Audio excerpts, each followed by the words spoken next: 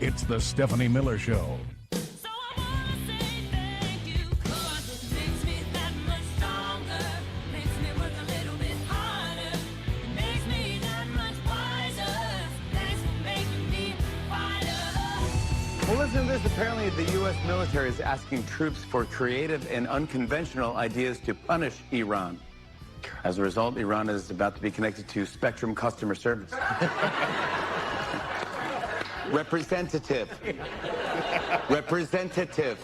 I mean, 8 callers are ahead of me. Oh, God. Do we feel that pain so deeply? Yes, we do. Remember the ads? Speculum.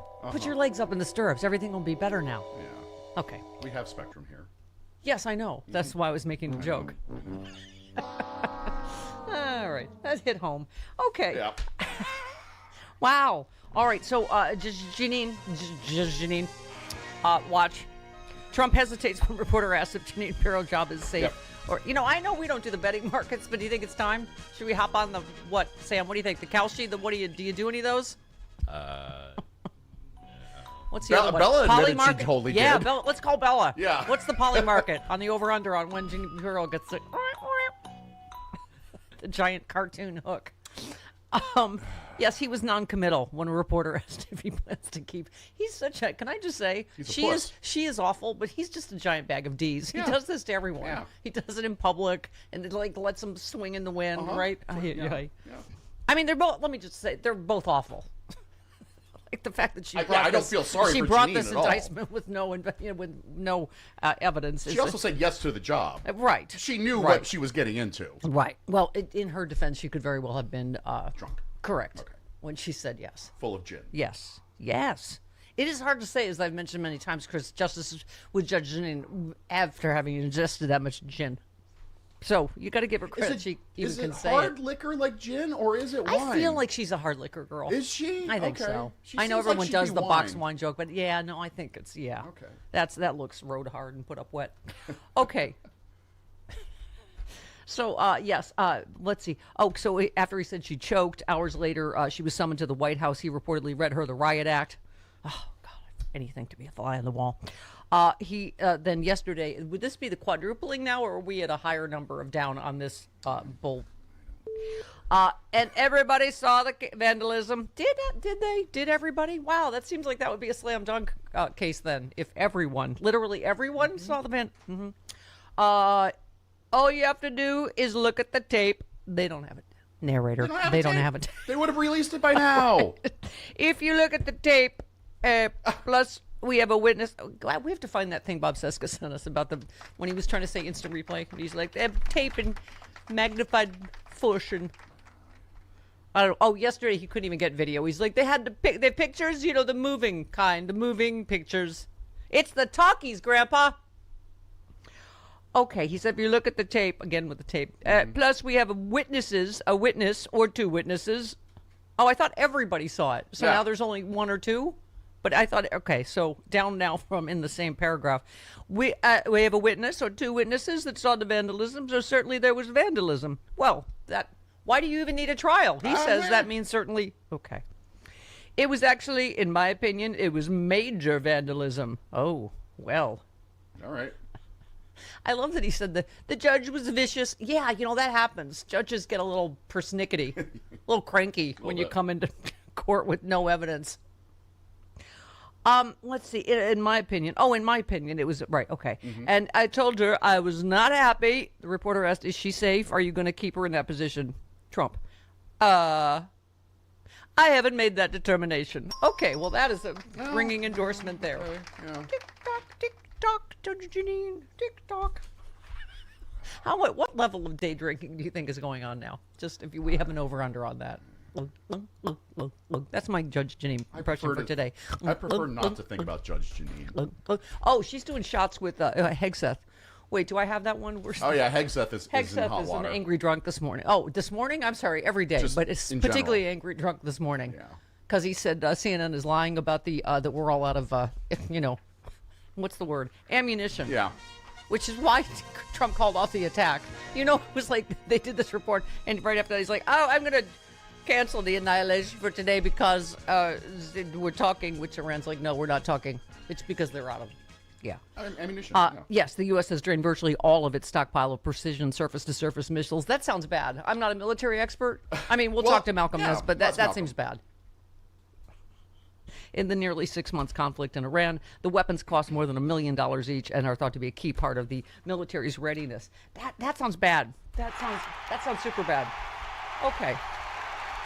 I can't find the thing about Pete Hegseth. I don't know. Would you like me to print it again? I can. No, it's here somewhere. I'll find it. All right. Okay. All right. So NBC is the only one that has called the race for El Sayed in Michigan. That's right. Wow. I guess that race got really nasty, so it wasn't just the Stephanie Miller show that got dragged into. Oh, dear. It's very close. Last I looked, it was like 48, 47, something anyway. So NBC is the only one that has called. Hold, please. Oh, you're a mess. I've got it. No one help me. There's a lot going on today. I have stacks of things. Nuclear annihilation, exploding ass syndrome, various wife beaters and there are a lot of wife beaters. pedophiles stuff over here. The whole Bernie Moreno, Max Miller thing made me it's want so to take icky. a shower yesterday. Oh, God, it's so icky. It is just ew.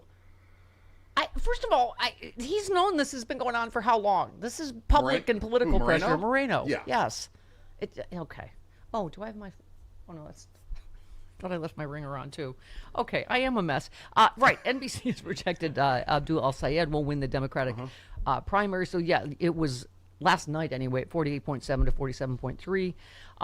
Yeah, Chris, so we had Cliff Schechter on, who does not like El Sayed. I think I said yesterday, I love Governor Whitner. She, endorsed Haley Stevens. I don't really know her. I don't know El Sayed. What do you call it? Elizabeth Warren, who I love, endorsed El Sayed. It was very close. I just hope we're able to now, assuming he is the winner, vote blue no matter who. We need a blue NAMI. That is the point. But this is, it's the same thing that got us tripped up, I think, Chris, in 24 is Israel. And I got to say, in Netanyahu, he is responsible for all of this. For, public sentiment has hugely turned.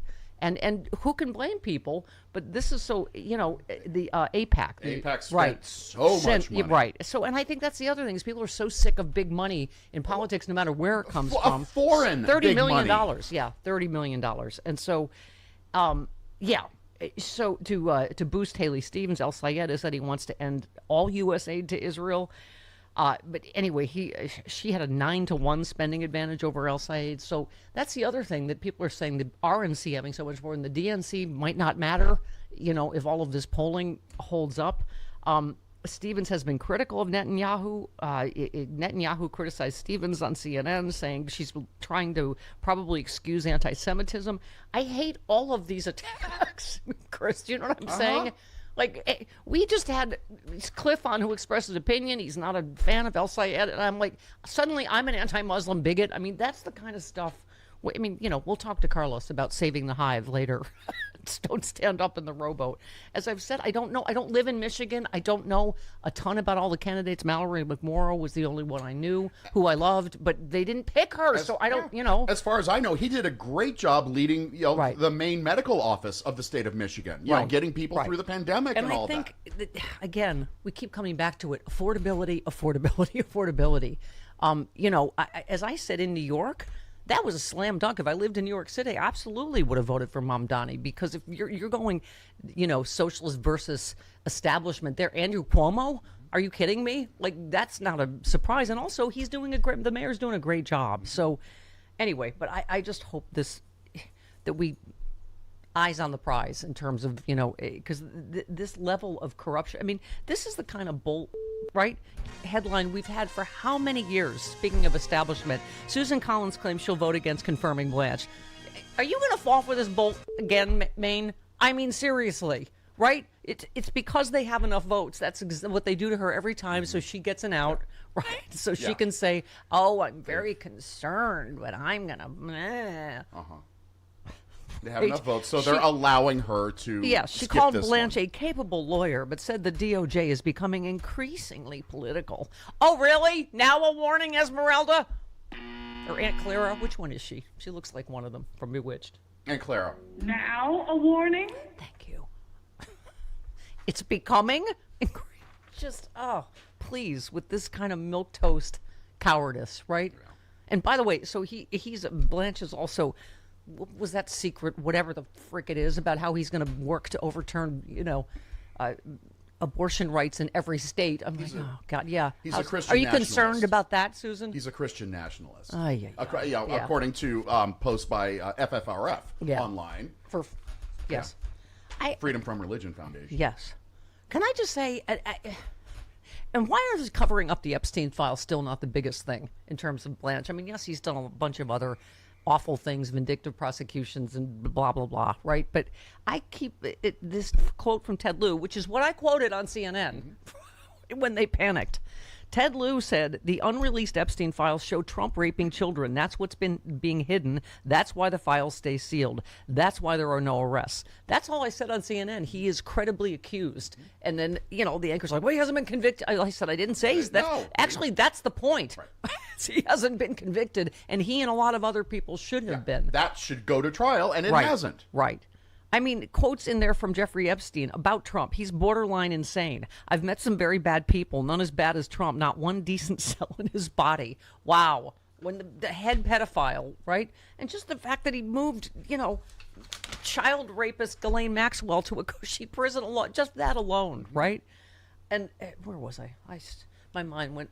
John Cornyn was such a puss yesterday. Oh, he's like, we can't rein in the president. Here. Really? But have you looked into co-equal branches of government? That's exactly your job. Okay, sorry. Well, there's nothing we could do to rein in the president when he said he likes the fund and he wishes it still exists, but the fact of the matter, it's dead.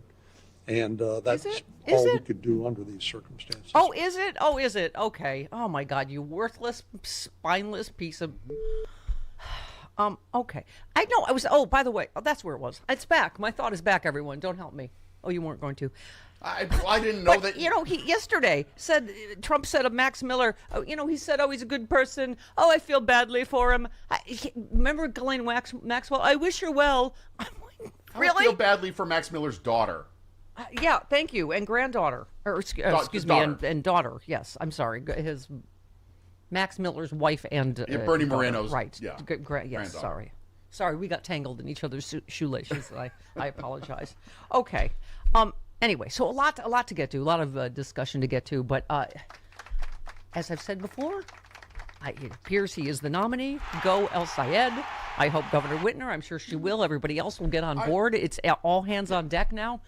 I will feel more comfortable about calling it for El Sayed, once other outlets. Yeah, just NBC News at this point. But it's very close. So right. But anyway, which is the other reason why I hope we, both sides reach out in that whole thing to come together, because it's not like it's not like there was a big huge. That was bitter. It's very close. So there's obviously a lot of people with a lot of hurt feelings and all that stuff. Yeah, it was a bitter fight. So they may take a little bit of time. Yeah, and me, I'm reaching out. I'm right in the middle as a Jew hater and an anti-Muslim bigot, which I've been called many things, and not even for things I said, but just not things that people said on this show, but just elsewhere, but that I'm obviously responsible for, because you're in charge. Yeah, of everything. Your name's on the show. Yeah, no, I just will not see stuff that didn't happen on the show. I'm obviously still responsible by way of something. Whatever. Okay, listen. You're co-owner of this small business, so you should take responsibility for everything. Listen, we have a man meet Wednesday. We have a Malcolm Nance and a Carlos Alzraki. Bob Seska's on vacation. I apologize. I know it's not enough protein for Bobby Kennedy, but listen, we've got extra ferment. I'm the ferment. You're the kimchi in this. Yeah, and they're the meat. Yeah. Oh, by the way, did you see the latest thing that he doesn't wipe his ass? I'm sorry. Oh my God. Okay. No, turn your mic on. I was gonna say what? He does. You know what? We'll do that after the break. That's what they call tease. Is that business, everybody? Yeah, he doesn't wipe. He doesn't use toilet paper. Is that delightful? Because something meat. Does he use anything, or does he just use Cheryl? Oh no. Well, don't. You're ruining the tease. I'll tell you that. Little break. 20 minutes after the hour. He breaks off a branch, doesn't he? Just uses a part of the roadkill. Yeah. Okay. 20 minutes after the hour. There's also Chris is having a morning. Everyone has canceled except for Jody. So I'm going to be Thank you leaning. for being here. I'm going to be just lucky leaning I'm quite awake. heavily on you. Yeah. I know. Listen, people sometimes have lives. They have a doctor's appointment. They have professional, family stuff. Just don't pre-freak out on Friday and go, "Where's Frangela? What happened to?" That's why they were here yesterday because they can't be here Friday. We're working on a suitable replacement for Frangela. Yes, I have everybody gentle messages down. out. Yeah, Nellis not getting it done today. Nellis Gonna is have a having word. problems with the airline system. Oh. Yes. Okay. All right. Okay. And Like flights keep getting messed up. yes, and with Charlie it. has an appointment. Everybody calm down. Yeah. Okay. It's primary day, everybody. Whee! Just all I need to know. Did the Democrat win? Good. Okay. Don't care which one. Hooray. Go blue. I'm not getting in the middle of that one. I'm not gonna. I don't live in Michigan. It's on you, I have Michigan. never even stepped foot in Michigan. I like You've never Governor. been to Michigan? I've never been to Michigan. Governor Whitmer endorsed whatever, and Stephen. Elizabeth Warren, who I also loved, endorsed the other. I just don't work it out and just let us know. I don't care. Okay. I've lived on Lake Michigan. But you Oh, did never you? stepped in I lived on the the state? Finger Lakes, which is where I initially learned about fingering. Is What? that where you learn to keep your The fingering your, lakes? Is Is that what they're called? Is that No. where you learn to keep your nails short? Short, yeah, that's Don't- where she learned how to don't keep you- her nails short. Yes. Jody has patented that look of disappointed. Just for over many years, Sam. She just shakes her head sadly. Sam's not getting in the middle of this. You are He's not smart. even Yeah. close to my mom. Although, come on, it was. People sweet. watched it multiple times. It was quite a pratfall into the garbage can to get the extra bottle of liquor. I just found out yesterday that my mom kissed Patrick Warburton. Wait, Really? this is my a injury. ow. That's my injury from the the Ow. Judge Janine fall You know, into the garbage bin. You're a woman of a certain age, Oh, She's shut up. 44 now. Shut up. and pratfalls probably aren't the best idea for. Yeah, at 44, you need to kind of think Do you about take it. Yeah, your thank calcium you. supplements? Yes, and my native path collagen. Okay. Got to get the laugh, right, Jody? Ask your mom. Wait, tell the story again. I can't get enough stories. Your mom about stopped your mom. doing pratfalls at a certain point, Yes. right? That's what I thought. Yeah. No, I just saw her do Prestige back. TV. I just saw her do backflips and stuff on the. On Palm Royale. Yeah, Her I gymnastics refuse skills to are believe great. anything's AI or not real. Ask Chris. I believe every rescued Oh, yeah. animal story, every wild animal. Yeah, that cat totally jumped off of the railing onto the chandelier and into the dinner below. Oh, it was hilarious. If it's funny, I don't care. I choose to believe your mother did her own stunts on Palm Royale. Okay. All right. Okay, no, but tell the story about. Well, I just found out that Patrick Warburton is starting to do, I guess, stand-up now.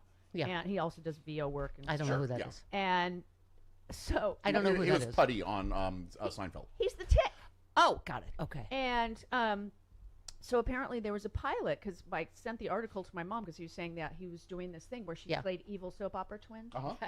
And so he was 27 at the time. Okay. So he got to, quote, make out with my mom, both of the twins, because he was their boy toy or Yeah. something. And so I sent mom the article, and she goes, "Oh no, it was a pilot for a sitcom. It was very funny, but they wanted to rewrite something, so I bowed out because it was what they wanted to do wasn't Right. as funny as the original script." Okay. She goes, "No, I totally remember that." Yeah. No, tell the story about how you were doing falls or something Oh, in your yes. living room. Yes. Well, This is a Carol Burnett, Jody's childhood Growing story, up in everyone. Carol Burnett's house. Yes. Yeah. so we had Hold on. we had an entryway in the first house I lived in, and there were 2 steps down, kind of like those, Okay. and I All was right, just running and falling down the steps. Yeah. And Just to be like mommy. well, it seemed like a good thing at the time. Yeah. And I was 6. You're like, she seems to make a good living in It's it. a good living. And she comes home from work, and she watched me. And she goes, "What are you doing?" I said, "Well, I want to be a stunt person."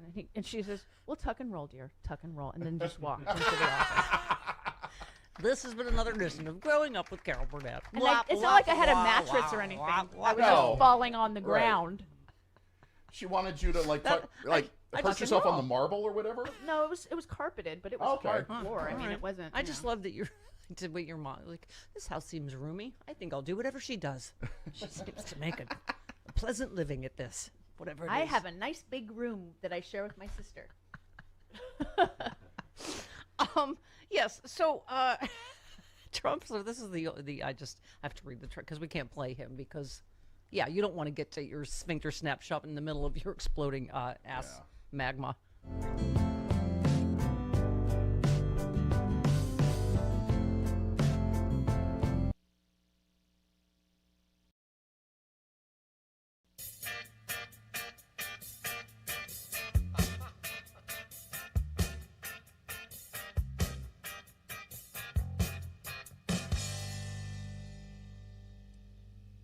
Stephanie Miller.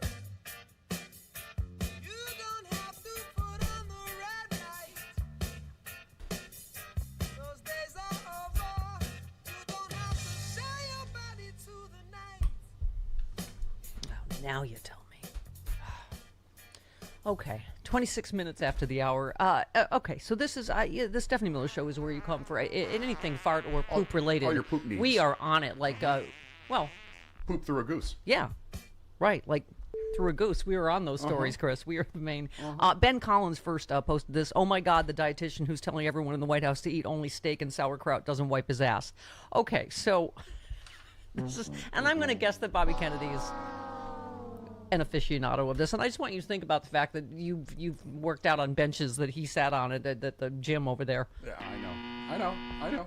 Oh, also, Pete Hegseth once said he never washes his hands. Yes, so I remember that. They're just filthy. filthy. Gross and disgusting. They're all filthy. gross. Okay, so this is the reporting. To O'Mara, that's the White House, dietitian, Diet is not just a temporary means of losing weight, but a way to eat for good. He's been doing it for 10 years and credits it with turning his life around. At one point, he pulled up the Bristol stool chart, which ranges from type 1, separate, hard pellets, to type 7, watery, no solid pieces. O'Mara is Good morning to everyone eating breakfast. O'Mara is consistently delivering type 4, you'll be happy to know, which is smooth, soft like a snake, with pointed ends indicative of a healthy rectal function, he says. Okay, when you start eating healthy, you don't need toilet paper, he claimed. Animals in the wild have no residual stool on their anus. He described a proper bowel movement to me in this way. Odorless, wipe-free, over in 3 to 7 seconds, and nearly orgasmic. I could have a bowel movement behind a sheet at a dinner party in the corner of the room and nobody would know. Yeah, well, that's not the brag you think it is. I don't think you get invited back to many dinner parties, but okay, you do you, boo. You do you. I don't want to yuck anyone's yum. If that's your thing, you know. Someone else posted this and said, I read this and all I could hear are you, Chris, and Carlos and Seinfeld voices yelling, who are these people? Who are these people that don't wipe? Wow, I am not having nearly enough sexual pleasure during my bowel movements. Apparently, it's only Wednesday. Oh, God. Golly. Okay. I didn't know there were instructions for pooping. I didn't read the manual. You know how like lots of times when I ask you to fix something here, and you're like, "Did you keep the manual?" I'm like, "No." You've never kept any manual in your life. I know. I don't have a manual. I didn't know. It was so detailed. All right, well, we've all learned that now. I wish I didn't. Moving on. Malcolm Nance and Carlos Ozraki coming up.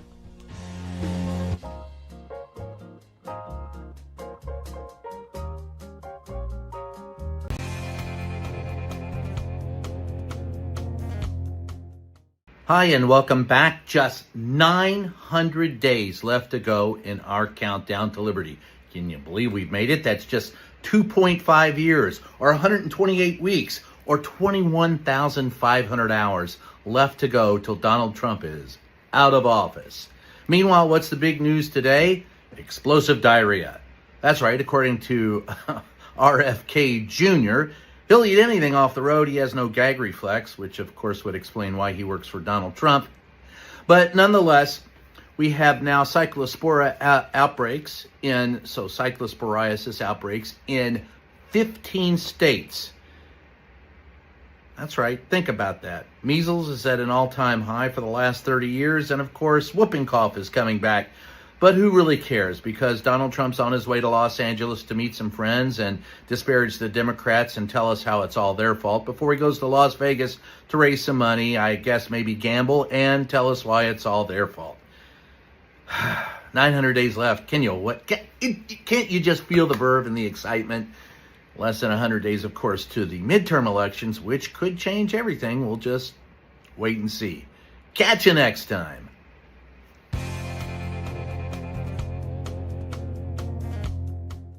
Well, you know what I tell every caller to the show who's stuck? Stop giving me your concerns. Give me a plan. And here's a place. Most of you need one and don't have one. Your Medicare, right? Not the insurance plan, a plan for keeping an eye on it.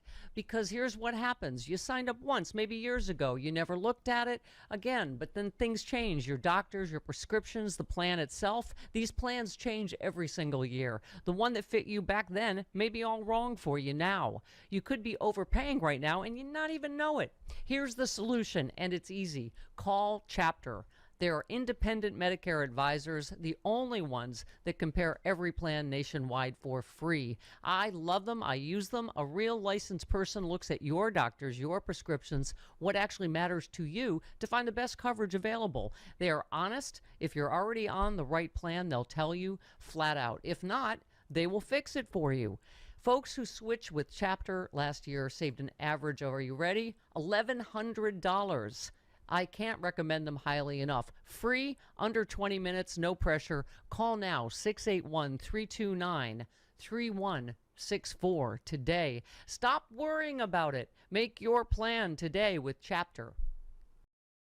Sexy Liberal. This year, one show only in Southern California. Hollywood, the city of magic. Saturday, October 24th in L.A.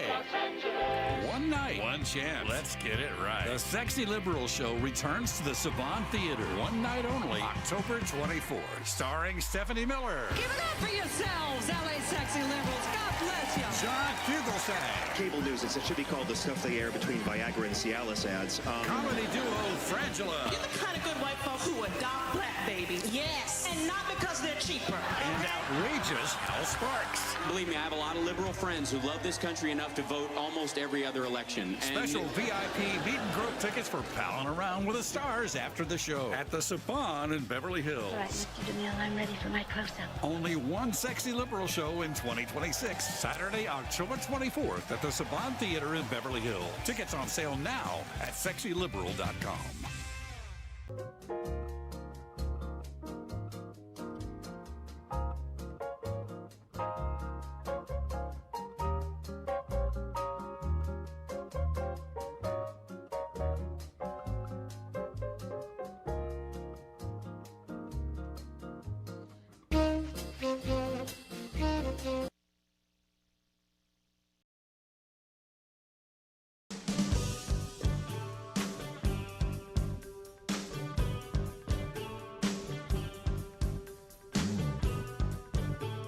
In a word, yikes. Yikes is the word. Moderate Republicans trumped that approval. On Iran, he's 6 points underwater within his own party, You think that's low? How about 17 points underwater on inflation? Inflation was the name of the game with the economy back in 2024. Now moderate Republicans, who make up roughly 30 to 40% of the party, have absolutely left Donald Trump aside, and he is underwater on the key issue of the day. If I'm a Republican running for Congress in those swing districts, I need those moderate Republicans, and they are leaving Donald Trump. They may be leaving those Republican candidates as well. Yes. So here's an idea why I'm wearing my Blue Not Me t-shirt today. Democrats, let's not this up, okay? Let's do this. Because interesting. So to Harry Enton's point, okay, we got to draw in, I would say, though, try to get those voters. Here's Kyle Kulinski on DSA candidates. What are all the DSA candidates and left-wing candidates actually running on? They're running on Medicare for all. They're running on higher wages. They're running on ending the illegal war against Iran. They're running on no longer giving an endless supply of money and weapons to the fascist, terrorist, apartheid rape state known as Israel. And that's why they're winning. So, again, if we're truly a big tent, like we keep saying, Chris, different kinds of candidates are going to win in different states. Mm-hmm.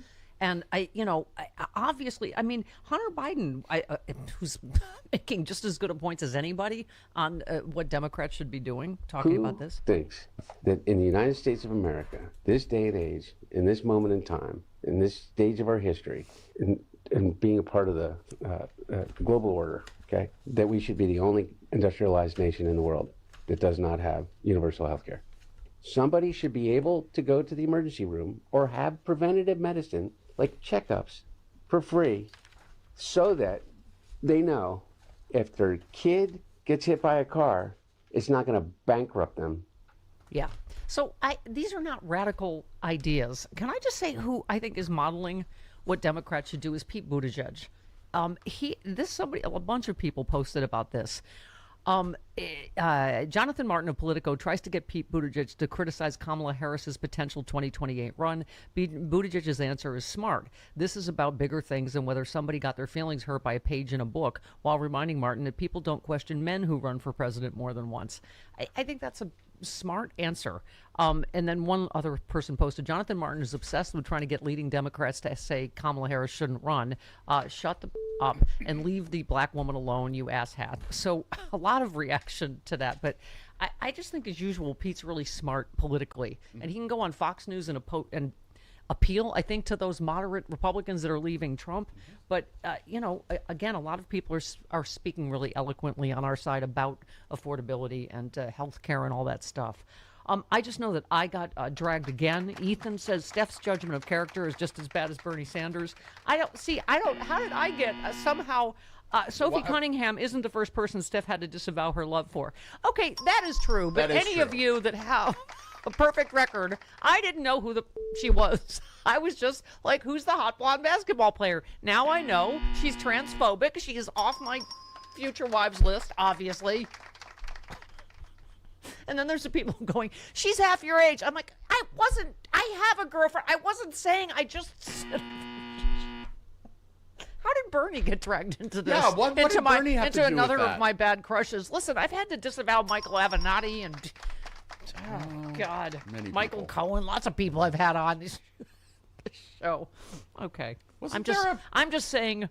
Yet he who is without sin throw the first stone. If you've never made a bad decision in your life, otherwise shut the up. Wasn't there a Fox News anchor you had the hots for that your mother confused you with? Dagan McDowell or something? I did not have a crush on her. My mother just thought I was her because I looked like her. Don't you drag me further into dishonor. Yes, by the way, speaking, while we're on basketball, sporting sport, Hampton says, hey, Mama, I'm a huge basketball fan, and I have a question that's been bothering me. Why does LeBron James have to shut up and dribble about his political views, but the right is encouraging Sophie Cunningham to speak up? What's the difference? I know. The black guy did it. Yes. Yeah, because it's the black guy that did it. Yeah, that's right. When the black guy did it. And who cares what Aaron Rodgers thinks? But, God, about vaccines or medicine or blah. Country singers can go on and on and on about how good Trump is, but once someone like Bruce Springsteen speaks his mind, they tell him to shut up and sing. Right. It's all hypocrisy. Thank you. Thank you, Chris. It is a big... Thank you. That being said, there are some country singers that are on the left. Yes. Okay. Oh, speaking of which, we have Pete Buttigieg. Here he is. Yeah. I still can't believe that anybody considers this radical. Like, to me, there's nothing radical about thinking the person who gets the most votes ought to be the winner. But I think people haven't thought through how much benefit would come from that. If we did that, there are so many votes in red and blue states that you couldn't ignore anymore. He's talking about getting rid of the electoral college. Which is, again, everyone, we have to stop being scared. People are going to say, that idea is too radical. Kamala Harris has been out saying it. We have to expand the Supreme Court. We should absolutely make D.C. and Puerto Rico states. And the electoral college, that's the main problem, Chris, is that we always say like half the country doesn't vote. People think their vote doesn't count. It's like I'm in a red and a blue state, so my vote doesn't count. I'm blue in a red state, my vote's not going to count. Yeah. What is so radical about saying every vote should count? Well, I think the Electoral College requires getting rid of the Electoral College requires a constitutional amendment, which is a lot harder than Congress saying, change the makeup of the Supreme Court. Yeah. There are degrees of difficulty to everything. Well, I am a well-known radical, as you know, on some days. It's like that thing Rush Limbaugh said about me. Remember about that? I'm a babe on some days. It's just you never know what day you're going to tune in when I'm an anti-Muslim bigot or a Jew hater or possibly a radical communist or perhaps a neo-liberal establishment hack. He's dead. Stephanie Miller, who is a babe on some days, She knows what I mean. I do not know it. I do not know. And then that bastard went to his grave without telling me what he and then means. he died. So now I will live forever at night when I can't sleep. What does he mean? Okay. He's what? Some days I look. Do I look fat in this outfit on some days? What? Or maybe just.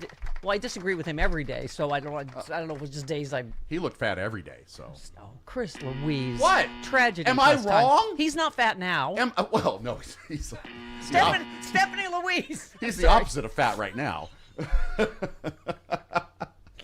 We're bad people. No, we're not. Okay. He deserved that. Covey says Republicans endorsed Trump getting immunity from IRS audits. In the same week, Capital One revealed they closed Trump's accounts due to suspected money laundering. Do you think there's any, what do you call it, Chris? Connection? You think there's any money laundering malfeasance down there? Okay, yeah. Speaking of Republicans, I love this. The founders, I don't know who posted this, but the founders assumed that the branches of government would be separate and would act accordingly. They never pictured they would be complicit in the president's crimes. Yeah, and then they posted, Republicans aren't afraid socialist policies will destroy America. They're afraid those policies will work and destroy Republicans. That's why they're terrified of Mandami, because, you know, we have a real life, what do they call them, like the laboratories, whether it's the cities or the states, of different kinds of policies. Whatever he's doing is working, and that's what they're terrified of. Now it's not just an idea, democratic socialism. He's actually doing stuff that is helping people. Oh, my God, by the way, Ken Paxton got almost booed off the stage, but I wanted to tear my hair out because he was trying to talk about affordability. He was drowned out by protesters, and so a few seconds he booing, and then he finally said he was talking about affordability, and he said we want to offer a first-time home buyer. That was Kamala Harris's. Do you remember when she was a radical communist? Yep. So now they're taking her ideas and going, hey, I just thought of something. How about we give first-time homeowners a blah, blah, blah. I'm just sorry. I'm spitting mad this morning. I'm just reading something about Max Miller that's disturbing. Oh, just now? He was on Newsmax this morning, and he claimed that his ex-wife was such a menace, his former father-in-law, Bernie Moreno, offered to pay her $5 million to go away. Well, I'm going to just say he looks like a lying sociopath. I feel like every time he goes on TV, he makes his case worse. Yeah, well, yeah. Okay. So here, and I feel like, what kind of father, grandfather, whatever, stays silent about this for how long? Years? Years. And then when there's too much like political or public pressure, he finally speaks out. My daughter lives in constant fear of this man. You can't fathom what that makes me feel like, when the dad's #1 job is to protect your kids. And if there's any minimum standard for being an elected official, as I said, he fails to meet that minimum basic standard. I don't care about the politics at all. Sure. This is all just so gross. Yeah, and it's like, you can't imagine how bad I feel. I can't imagine how bad your daughter feels getting scalding water thrown on her, or how a 2-year-old feels getting her collarbone broken. You can't imagine how it feels for me. Oh my God, they're all just whiny little bitches. I swear to God. So yeah, he said Max Miller has put his family through the 7th level of hell. Oh God, 7th level of hell. He was asked about a social media post by Miller, in which he accused the senator of calling for his resignation to avoid your own media circus. These are obviously veiled threats about what's been speculated that he once had a Grindr account or something. Well, yeah, but Max Miller yesterday also said that he was going to break some huge news about Bernie Moreno this morning. Is that it? Right. I don't. The $5 million thing. Yeah. Is that it? I don't know. Moreno said ramblings of a madman. I don't even know what that means. Okay. Blah, blah, blah. My daughter's... He said Miller also spoke... Or Moreno, excuse me, spoke out about the allegations about Miller. That he... God, this is just... You're right. There's like there's a new level of ick about this story every day. Yeah. So Miller apparently publicly shared a Dropbox folder full of materials on X, including an intimate image of his granddaughter with her name in full view. So Miller's lawyer took responsibility. for the publicly sharing the inappropriate photo, releasing photos of my granddaughter completely naked. Now you have hundreds of thousands of psychotic human beings that have that and say oops. To say oops is grotesque. My personal opinion, this is a felony. Every single human being who touched that photo and transmitted it should go to jail. Good God. I mean, and there's a 2-year-old in this whole thing. And what's the timeline with Stephanie Grisham and Max Miller's ex-wife? Like, who did he date first? He dated. I don't know. It was, Yeah. She was, the White House spokesperson Right. during Trump the first time. Right. And they dated and then, so she just filed a restraining order against Right. him. I don't know. There was a lawsuit. I just don't know who came first. I don't know where to place them in the timeline. I'm going to say that no one did. That no one. As a woman, let me just say, Sam, I'm going to say that no one came, and that's I'm going to guess he couldn't find a clitoris with a GPS and a Thomas guide. You set me up for that. You said who came first. Did you think it was like a giant, like a T-ball? It was a layup. Just right over. Yeah, it was like yeah. right over the middle of the plate. It was a layup, as basketball, like you used to play. Yeah. I just hook shotted that right into the woohoo. Do they do hook shots? I Yay don't think they me. do hook shots anymore, do they? Oh, well, I did. Mine is still the fear of the Catholic lead in upstate New York. Hook shot seems very 70s. So what? It was a Like Kareem. Dr. J did a Yes, hook shot. my brother taught me it was Kareem Abdul-Jabbar. He would take. Okay. You had to say that when you did it. Oh, you do? Kareem Abdul-Jabbar. Yeah. Listen, I'll save the sporting of the sports for Carlos. Before your you brother, don't understand. You're a homo. before your brother spat toothpaste on you. No, he didn't spit it on me. Chris, pay attention to my stories. My brother, psychotic right-winger, he frequently waterboarded me with toothpaste. Like he would Hold you down. hold me down, and then he would let it drip like right up to my face, and then he would suck it back up again. So it was really a form of waterboarding, but with Crest. So he would just it was just psychological torture. Like he would get it that close, and he'd suck it up again, and then he'd just keep doing it. Your mom allowed this in the house? Oh, she's Republican too. She doesn't care. They're So all pro-torture. My father was a Nuremberg prosecutor. He wasn't even aware of the war crimes going on in his own living room. Oh, it's funny. Oh, so much pain. 48 minutes. Well, that's why you're a comedian. Childhood pain. Yeah. That's crying on the inside, laughing on the outside, kind of clown. That's the through line of pretty much every comedian out there. Is a traumatic childhood. Sam's like, this explains so much. 48 minutes after the hour. His voice sounds like a lawnmower you can't start, you know? or Katharine Hepburn fell into your lawnmower and just Or Katharine Hepburn falling into the lawnmower, or like a cartoon car that that is running Like out of Schlepp car. That yes. before he turned into Wonderbug. That's what I said. Yes. My red Dodge Dart sounded like starting in the winter in Buffalo in 1970. Whatever. It was like Katharine. You weren't Hepburn. born in the 70s, Stephanie. I was driving in the 70s. That was my car. Yeah. Okay. Hey, Rude. You wrote a great Rude piece, as you do, on this whole Fauci hearing disaster and just this COVID revision. I mean, you said, I think, about how we could have kept that unity going. I mean, it was a national trauma that, we had some unity around, right? Like you're thanking the responders and the medical workers and banging pots and pans and just trying to get through this together. And you said, I think about how we could have kept that unity going, how we could have rallied and willingly sacrificed like during World War II, how we could have celebrated the fact we had an election during a pandemic, a safe, smooth election, an incredible accomplishment by any measure. But no, here we are. Right? We went through this trauma together, like 9/11 when we, came together, right? Right, and then we're quickly torn apart, And I gotta say, both of these disasters happened on Republican watches. I remember saying that at the time, Rude, that literally Trump handed Biden the Great Depression, the Spanish flu, and the Civil War right after January 6th, all in one, right? Yeah. And again, it didn't have to be that way. If Trump had any sense of grace, of respect of the office, or any of those things that he would never have, he could have gone out on a high. He could have gone out and said, "Look at this election! Oh my God! Look what I did!"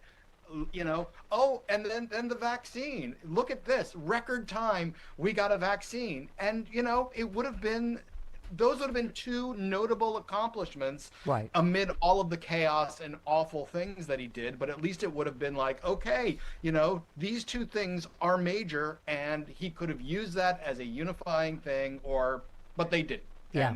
Because that's not his nature. Yeah. That's not the Scorpion's nature. As many people said, he largely got voted out because of his disastrous response to COVID, and that people were able to vote by mail, and it's hard to suppress a mail-in vote. You can't make it wait in line for 9 hours. You can't say that, machines aren't working. You can't do all the usual voter suppression stuff. So you said instead we know what happened. We know that skeevy politicians, clout-seeking media whores, exploitive hucksters all took advantage of the chaos, the confusion, the evolving medical advice, and evolving understanding of the illness, which is what happens when, again, you have a new virus of people's natural despair about having their lives shut down. And you said, so now Fauci has been and will be the focus of a nutzoid right-wing ragegasm due to lies and COVID and short-term memory loss about how the country dealt with it. I mean, it is just, I know every day's gaslighting, but man, oh man, this was a really recent trauma for us, right? Well, but it's also, I think about it also in terms of January 6th. We have people that were cowering behind the benches in the House of Representatives who are now out there saying, "Oh no, they were patriots." Yeah. It's like, dude, we see a picture of you, Mark Wayne Mullen. We see you hunched down, and now you're pretending like you weren't scared, like you were gonna, like you were gonna welcome them for an extra special tour. Yeah, and also it's a trauma that I think we've all been trying to forget, and it's boy, I gotta tell you, all the medical workers on social media, Rude, you forgot stuff. The people had to say goodbye to their relatives on an iPad. And these are the nurses that were holding the iPad while you got to say goodbye to your dying loved one. And, this just one, a nurse posted. Y'all forgot awfully fast about the days where so many died. We ran out of body bags. I wrapped a tiny child in a Home Depot plastic sheeting and carried her into the refrigerator truck. I wore garbage bags for PPE and sutured my one issued mask back together when it broke. So many died, my hospital forced ICU nurses to call in to grief counselors. So shut it with your Fauci hate. I mean, the refrigerator trucks, you remember that in New York. Bobby Kennedy just said, the ICUs were empty in New York. I'm like, oh my God.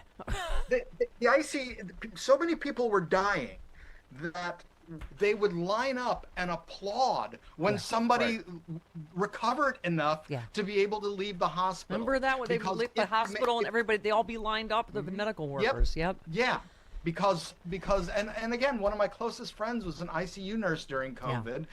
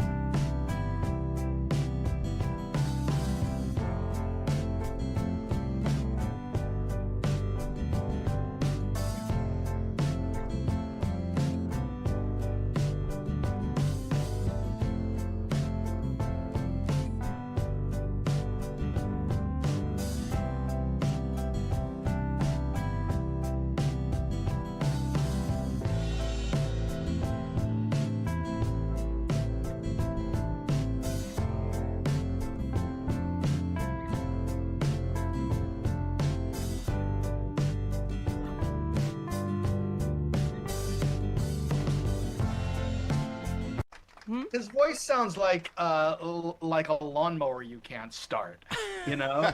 or Katharine Hepburn fell into your lawnmower and just Or Katharine Hepburn falling into the lawnmower, or you know, like a cartoon car. 55 minutes after the hour. Oh, fight, fight, fight. Big bag of rats. This is super fun. Rats. This Mice. is from the New York Times. Pirro raged at Burgum in Oval Office showdown. Fight, fight, fight. Oh, this is very dramatic. I know. It's very dramatic. I don't know what music I should use. It's very dramatic. Janine Pirro had it up to here with Doug Burgum. Uh-oh. I feel like I need some other music. What other music do I need? I don't know. Some sort of crime drama music? I don't know what we Dragnet? have. Oh, Dragnet, sure. Janine Pirro had it up to here with Doug Burgum. The famously voluble, is that a new word for drunk? Voluble? For U.S. Attorney for the District of Columbia strode into the Oval Office late Monday, thank you, Sam, with her future on the line and the Interior Secretary, whom she privately called an incompetent liar, in her crosshairs. This is so Joan Crawford. No! This is so Joan Crawford going into the Coca-Cola boardroom. Don't with me, boys. This ain't my first time at the rodeo. Or it's more like Lauren Bacall to her people. Yeah, her people after I asked her You about incompetent oaf! Right, after I asked her about Bogey when she specifically said don't. Mm-hmm. You incompetent oaf! She asked me about Bogey! Mr. Burgum had been invited too, and Ms. Pirro came prepared. She entered the White House from the West Executive driveway in a bright red blazer. Of course. I'm guessing with gin-soaked, that matched her fight-back mood. Schlepping a white box containing evidence. Sure it was. It was Franzia. Plus a black box with documents on wheels. After about an hour of intense back and forth, Ms. Pirro emerged with her job intact. Did she do the "Why can't you give me"? Did she do that line? Why can't you give me the respect that I'm entitled to? Why can't you treat me the way I would be treated by any stranger on the street? And then Doug Burgum. Because I am not one of your fans. Yeah, he doesn't have a deep voice. Doug Burgum's kind of a puss. Yeah. Anyway, and then she also gave Trump decorating advice on the East Wing, right? Didn't she tell him to tear down the... Oh, tear down that bitch of a bearing wall and put a window where it ought to be. Okay. During the meeting, Ms. Pirro, her voice raised at times, you don't say, directly confronted Mr. Burgum, accusing him of misleading the president. She made the case that Mr. Burgum had promoted a self-serving cover story to conceal his own missteps. This is episode 1. Oh, this is fun. Desperate White House. White Housewives? No. Something. Okay. Whew. Please tell me there's a follow-up to this. Hey, you know what? I can get the entire New York Times article for you. Do it. Okay, Malcolm Nance coming up. With the warmer weather here, you're spending more time outdoors, which means more sunshine and more reasons to take care of your skin. Most of you are doing way too much when it comes to skincare. Too many bottles, too many steps, not enough results. I prefer something that actually works. Here it is. That's why I use Vibriance Super C Serum every day. It's an all-in-one hydrating serum that targets wrinkles, age spots, and other signs of aging. It's made with high-quality vitamin C, hyaluronic acid, vitamin B5, and E to help your skin looking healthier, more hydrated, more vibrant. Super C Serum replaces that whole clutter of day cream, eye cream, night cream, and more in one simple step. Simplify your skincare routine like I do with Vibriance Super C Serum. If you don't love it, they'll give you a refund within the first year. Go to Vibriance.com/Stephanie, save up to 37% off, and get free shipping. That's spelled Vibriance, Vibriance.com/Stephanie. Gling! Donald Trump, that saggy, sloppy, saccharine-stuffed, deck-stained, slicked, stupid, sad, sorry, senile, fat, ugly had the audacity to mock Jon Ossoff's looks. Are you kidding me? Jon Ossoff, the man who looks like Gregory Peck, walked out of a courtroom in 1962 and into the United States Senate, Atticus Finch with a filibuster, and you waterlogged colostomy bag with a spray tan, you looked in a mirror at some point this week, survived it, and then said another man was ugly. Look at this photo. Your skin looks like a scrotum stretched over a beach ball. It's got the texture of a deep-fried catcher's mitt. You are orange in places and gray in others, like a creamsicle left in a morgue. And it only gets worse going south because that melted, flaccid, flabby fupa you keep where a chin should be is swallowing your own goddamn face. Your jowls have jowls. Your waddle needs its own security clearance. When you turn your head, it takes your neck a full business day to catch up. All of this crumbling real estate sits underneath a sad spun sugar swirl of 17 surviving strands sprayed into a harangue of denial, flopping in the wind like the last flag on a sinking ship of And that's just the face. Those bruised, blotched hands look like they lost a fight with an embalmer. That right leg drags behind you like it's trying to file for asylum. You can't walk down a ramp, you can't grip a water glass, and you cannot stay awake while a rotunda full of grown men slobber all over you like you're the last hog at the trough. They're filleting you in real time on C-SPAN, and you're doing the head bob. Your body is quitting in installments, and the staff is just painting over the water damage. You squint through those puffy, piss-shut eye slits, through a face that looks like it's being slowly reclaimed by gravy, and you decided to talk about looks. You look like a thumb with gout, a swollen, throbbing, angry fucking thumb with gout that somebody wrapped in a pontoon boat tarp and propped up behind a podium. You look like what happens when a ham lies under oath. You're a rotting, wretched, repulsive rectal wart of a man, and John Ossoff is what your sons see in their nightmares. Tall, hot, and honest. So you can take your saggy ass, the vast, veiny, vinegar-soaked expanse of curdled cellulite sloshing around back there like a trash bag full of clam chowder, sit it the fuck down, and never speak of another human face again. You decomposing fucking disgrace. Do you hear that? Listen very carefully. That's my phone. No spam calls, no spam texts. I love the silence. Your phone? Probably not so quiet. Here's why. Data brokers are selling your personal information like it's on clearance. I'm talking your phone number, home address, email, family members, political affiliations, even where you bank. Those scammers blowing up your phone didn't just get lucky. They bought your information.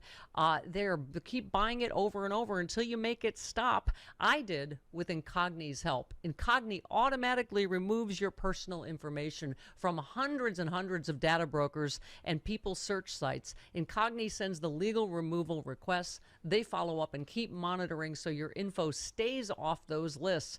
If scammers can't find you, they can't target you. If spammers can't find you, they can't bother you. Get 60% off right now when you go to incogni.com/Stephanie. That's incogni.com/Stephanie, because the sweetest sound your phone can make, nothing at all. Next is Separation of Church and Hate by comedian and broadcaster John Fugelsang. John was raised in the Catholic Church by a mom who was a former nun and a dad who was a priest. He writes about how he thinks Christianity has been hijacked by far-right groups and politicians who want to impose their narrow views on government, often just to justify the oppressive and unequal policies. He takes readers through common fundamentalist arguments on abortion, immigration, LGBTQ rights, and more, exposing what he calls their hypocrisy and inaccuracy through scripture, common sense, and humor. This book is for anyone of any faith who's sick of religion being used as a hammer for hate.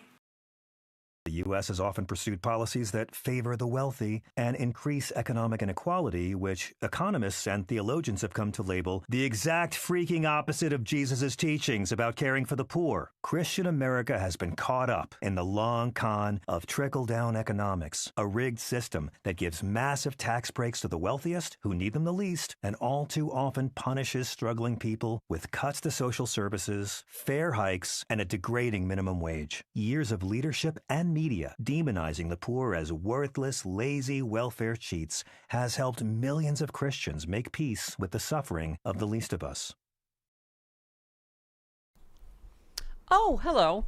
Did you know brushing your hair stimulates your scalp, promoting growth, distributes natural oils from root to tip, and can even reduce breakage? The only thing is, with regular use, bristles become worn, buildup gets harder to clean, and you end up throwing your entire brush away, right? However, Bristle Beauty designed the last hairbrush you will ever need. Meet the Forever Brush, a universal brush with replaceable bristles. One brush forever. Simple, beautiful, and built to last. When your bristle pad starts to wear, simply snap in a fresh set, no waste, no fuss. The flexible bristles are gentle and suitable for most hair types, or even hair extension friendly. That's me. Join the replacement bristle pad subscription and get fresh pads delivered to your door on your schedule. Right now, when you buy a Forever Brush starter set and a replacement bristle pad subscription using promo code Stephanie, you receive your first 2 replacement bristle pads absolutely free. Visit BRISSLEbeauty.com. That's BRISSLE, and use that promo code Stephanie at checkout.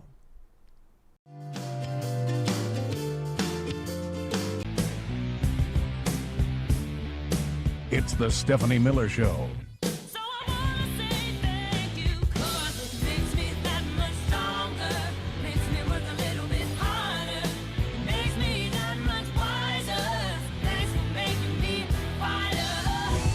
That's right, the military wants creative and unconventional ideas to punish Iran. For more on this, we're joined by General Ethan Thorne. Welcome to the show, General. Thank you. It's an honor and a privilege to be here, Jimmy. So some might take this as a sign that the U.S. military is getting desperate. Not at all. This is standard procedure. If you want to win a war, you need to think outside the box. Blue sky it. No wrong answers, no bad ideas. Interesting. So here's a few of mine, just to kick things off. We invite Iran over for dinner and insist they don't need to bring anything. But then when they arrive empty-handed, we give them the cold shoulder the entire night. What?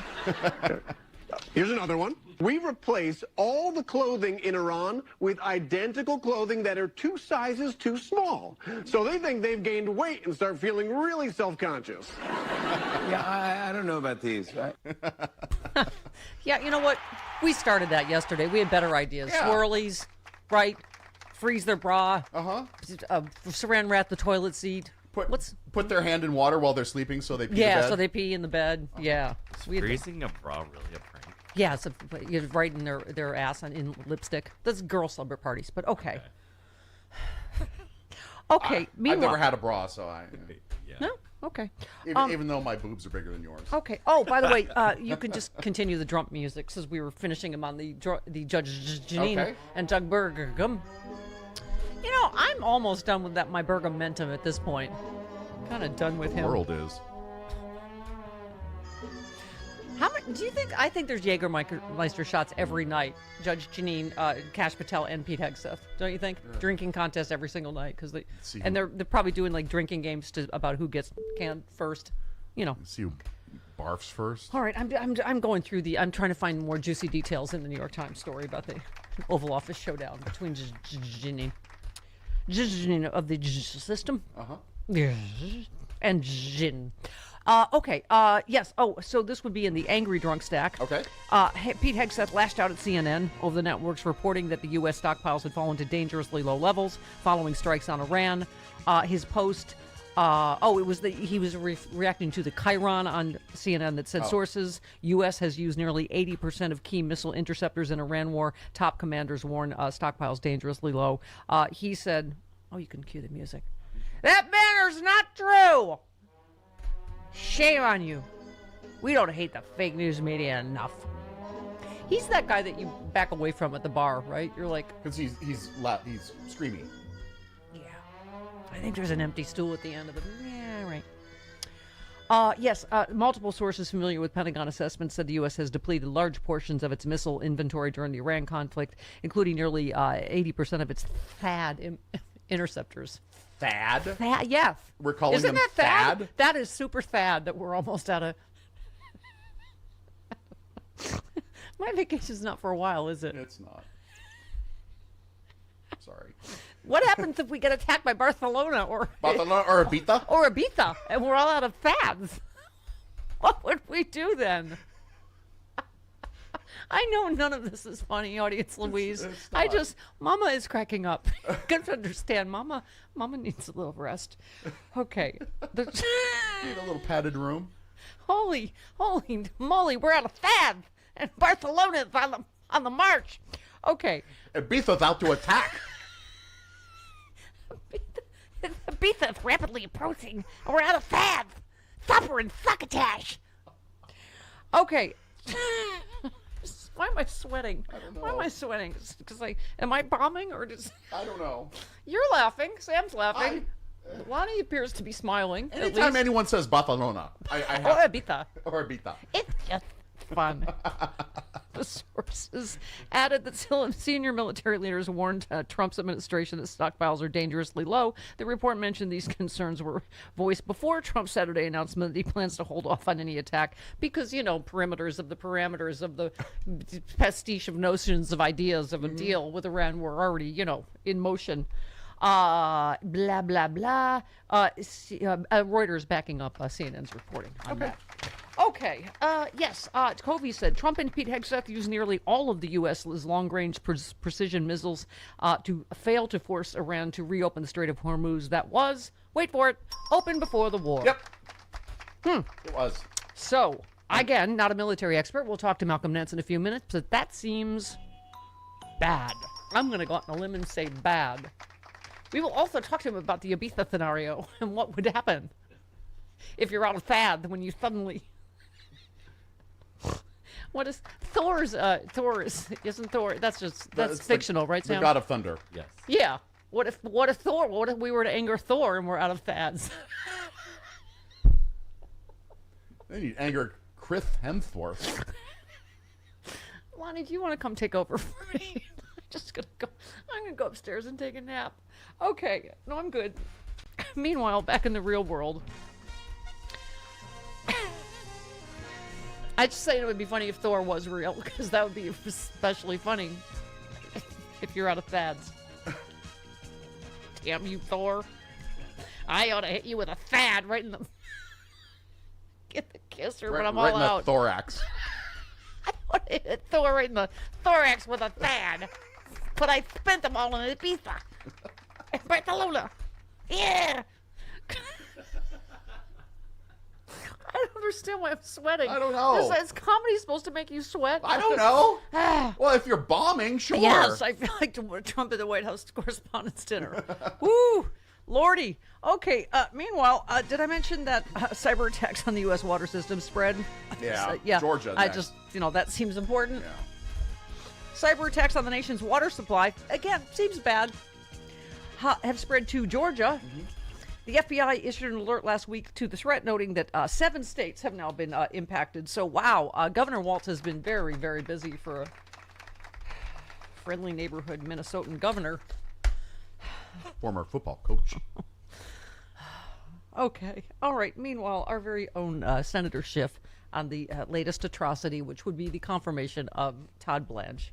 So this is someone who has violated his code of ethics, blatantly misled this committee in testimony, supported the establishment of a fund for cop beaters, concealed and covered up documents implicating the president in the Epstein files, gone after the president's enemies, and used the DOJ to enrich the president in a collusive settlement. Is this who we're prepared to confirm as Attorney General?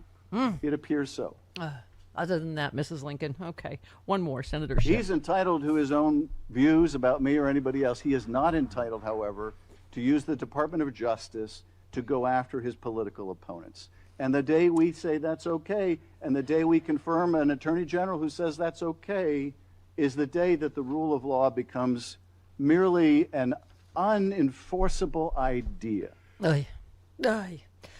So Jack Smith, speaking of this, here we go again with right after Dr. Fauci. Jack Smith will testify September 22nd before the Senate judiciary.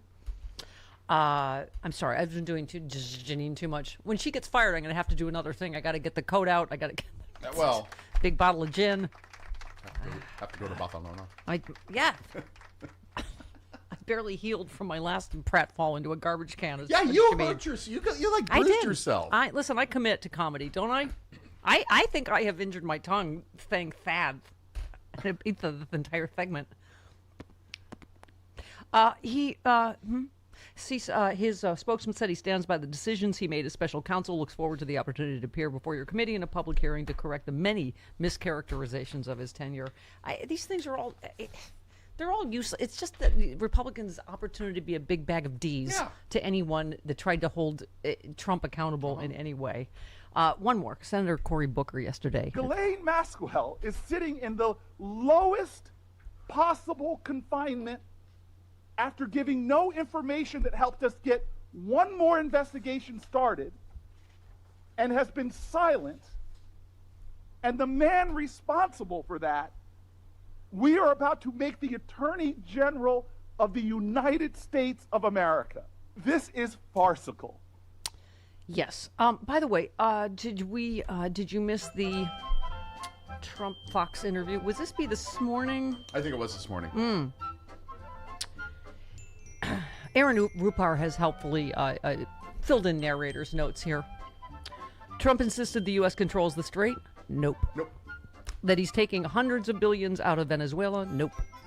That he deserves an A+ on the economy? No. LOL. That everything is good in communities around data centers? Nope. That tariffs have been incredible? Maybe for him. That tape shows vandals damaging the reflecting pool? Nope. And he capped it off by saying Max Miller, I feel really badly for him. For Max Miller. I don't know if he has the same amount of sympathy as he had for noted child rapist Ghislaine Maxwell, but badly, badly. Didn't he say he felt badly for her? Yes. Yeah. Yeah. Exactly. Pete in Wisconsin. Hi, Pete. Hey, that is going to be Pete, formerly of Wisconsin, now Pete of the Honey Badger Research Institute. And good morning, everybody. How are you doing? Good morning, everybody. Hi. All right. So I would like to offer, well, first of all, Steph, I emailed you this morning with some more details on the Honey Badger Research Institute. Okay. And I'm going to detail that out right now. We have our first public-facing document. It's already up on Instagram and TikTok right now. Okay. And I call it the War Ant series. And at its center is a fight over definitions and meaning, right? Like who gets to define strength, who gets to define security, necessity, loyalty, sacrifice, victory, the whole shmagegi, and what those definitions permit powerful institutions to do. So the series traces how pressure enters a system and moves through the machinery, through empire, through the elites, through the political class, and ultimately down to the commons who have to live with the consequences of it. It's all serialized. It's got it's cards number that are labeled in each section. And if you're willing, I have 3 cards selected if you want to hear some of the war ends. Yeah, we don't or have. if you want to hear more. We don't have time today, honey. But A ton thank you. of time. Okay, but we will. But okay, honey, we will go to the Honey Badger something. Research Institute. Right, exactly. Yeah, we'll follow the link that he sent. All right. We do a breaking news. Haley Stevens concedes in Michigan Senate primary, so it is official. That CNN and ABC have joined El-Sayed, NBC in calling have called a race for El-Sayed. Yep. Go Blue. Did I mention Go Blue? Oh my God! By the way, we will talk about saving the hive with Carlos Elsraki as we always do. But all of these fights right now. Thank you, Dan. Dan said Kamala Harris has always been a progressive. The far left who fell for the psyop were idiots. So let's not do that again. How about that? All the things she's talking about now, people are like, "Oh, it's so radical." I'm like, she's always been for all of that. Oh, I hate everybody today. Not including Ibiza. Hi, Karen in Chicago. How do you hate Ibiza? I don't hate Ibiza. I just don't have the thads to do anything In about Ibiza, it. you could path out on the I beach. I could path out On the beach after over imbibing. Exactly. Karen in Chicago. Hi, good Welcome- morning. welcome to this mess this Sam, morning. Yes. Well, listen, I just want to say, Sam, I'm watching on YouTube. Blink twice if you feel as though you're in danger. Uh-oh. I got a quadruple blink. Dear. Oh, no.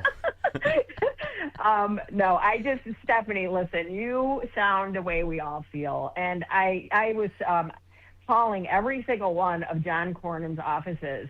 And of course, they're not picking up, but left a message because at this point, they are all pedophile protectors. Yep. We have got to stop giving them any kind of leeway in this space. I mean, Todd Blanche gave a sweetheart deal to Ghislaine Maxwell, who was convicted of child sex trafficking. Yeah. This Republican Party is absolutely abhorrent. They are engaging in criminal cover-up. And if you vote to confirm this guy, that is your legacy, John Cornyn. I mean, we have to, seriously, and I'm sorry, Cory Booker, Dude, stop giving any kind of props to any of your colleagues across the aisle, any kind of grace. This is who these people are. They're holding these people accountable overseas, and yet we can't do that here. Yep, absolutely, honey. Sorry, we are it's not a hard break. Soft break. But yes, it's a very hard soft break. Yeah. What?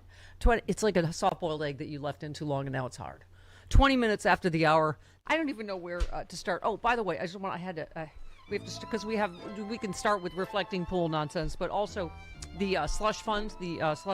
Trump said there is never, the January 6th terrorists. There's never been an attack on any group of people in this country, in my opinion. This would be a reimbursement for the pain they suffered. Did you have any thoughts about? I just don't. We don't have reparations for black people. But we got reparations for this. We can't.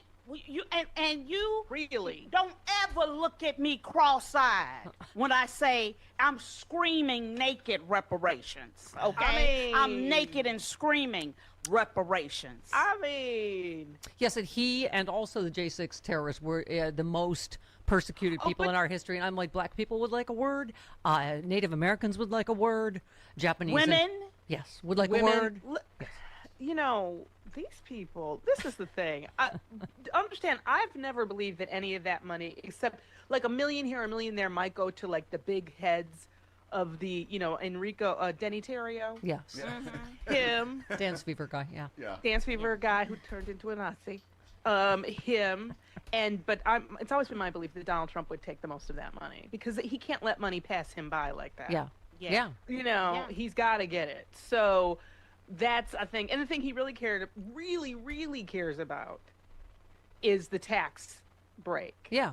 Yep. And we were Chris. Now what did we just find out this weekend is that the reason that they got debanked, it wasn't a political reason. It was supposedly, allegedly, because they were money laundering. Yeah, and that's not even over 300 different accounts. And it's barely a story. I mean, it's just like, oh, okay, well, that's just another. Okay, can I say jail all of them? Yeah. No, I had to text. I bothered you and Glenn Kirschner. You'll be happy to know on Friday because the reflecting pool thing. I'm just like, what? Yeah. Like, why is she not disbarred like yesterday? Right? Thank you. I mean, you're like, what evidence did she show to a grand jury to get an indictment? Right? I mean, she lied. They 100% lied. Did you see them replaying her doing her press conference? She was like, "We've got you." Someone said, we all remember her spittle-flecked press conference. Yes. Dude, I think she did actually say, "Hold my beer," too. She was, and I mean, feeling herself. Got you. We're just gonna prosecute. That's right. No more wire hangers. Frangela, I know you are two of the premier improv artists in the country, but I need you to know your lines. Francis, yours is what? And Angela, yours is oh no. Okay, are you ready? And you can get the gasps ready as well. Chris has just handed me some breaking news. Cornyn and Tillis cave on confirming Blanche as Attorney General. What? Oh no. Okay. All right, we're going to have to rehearse that. Yeah, next we'll time. workshop that. Yeah. I thought Chris was going to say something. No. Oh, okay. I just handed her the breaking news. I have two of the best improv artists in the country. What is? Well, this is not this is a script that you have not given us. Okay. True. It's just Frangela expresses shock. It's just for the headline. I am convinced that you cannot be a senator in the Republican Party if they don't have anything to hang over your head. They're not even in the Republican Party anymore. They're leaving. Yeah, they're leaving. Not by choice. That's what kills me. Not by choice, and they still look. And not fast enough. Yeah. Come on, you guys. Yeah. I mean, and also, as Chris said earlier, I don't trust them. Do you? That the slush fund, they're going to do it. They're absolutely that the slush fund is gone. That the tax thing is whatever. I mean, this reflecting pool thing. Trump just contradicted Pirro. You don't know. Todd Branch will do anything. He'll rebring this indictment. I would imagine. I would think. That's right. Of course he will. Right. And they will be giving people, mostly Trump, that money because he always says it. He suffered more than anyone. Yes. He is the oldest pain, the fattest pain, the most unattractive, smelly pain. Yes. Yeah. Yeah. And I just want to just touch when you were talking about the crypto moment. That is called in the crypto biz a rug pull. Okay, Yeah. what Trump and Melania did to the American public, what the president of the United States, while in office, put his name on a piece of cryptocurrency, said put his stamp of approval on something, encouraged Americans to invest in it, and then pocketed their money. Yes.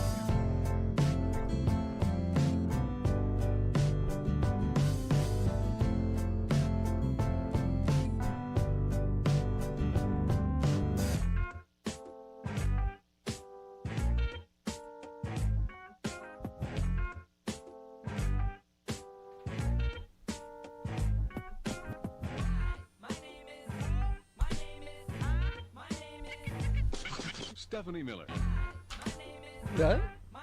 What? Stephanie Miller. Hi, it is the Stephanie Miller Show. Malcolm Nance coming up bottom of the hour. Yep.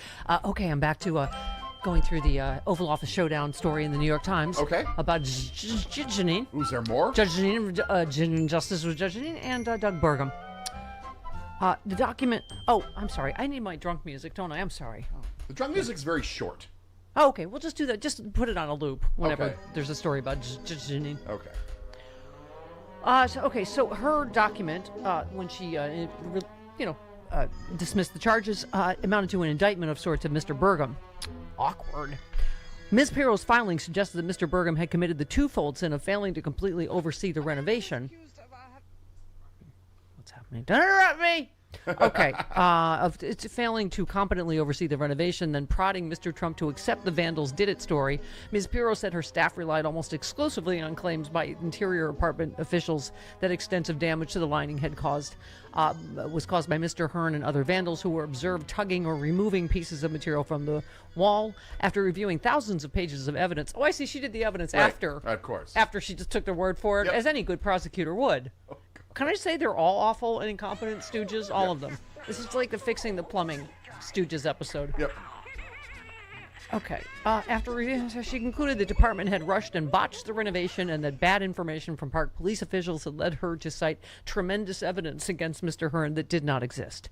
The whole... at least she didn't get her information from... Who was the Sidney Powell? Headless entities? Oh, the Sprite. Headless entities in the wind? Yeah. Yeah. Okay, but just the whole episode had a vaguely comic air. Why would the leader of the free world juggling war and a wobbly economy fixate on the pool liner? Oh, I can tell you that because he is a moron and a lunatic. This is, by the way, today's story about what he's fixating on while you're paying $11 billion for groceries and gas. Angry Trump orders workers to redo White House helipad. Yeah. Trump has directed contractors to redo weeks of work. That'll be on our tab again. Yep. On his planned White House helipad, frustrated with its appearance and questioning whether the slope of the White House lawn needs to be changed. This is what he's focused on. And again, because someone did a shoddy job because he hired probably somebody and they rushed it. And now it's like, okay. I just can't.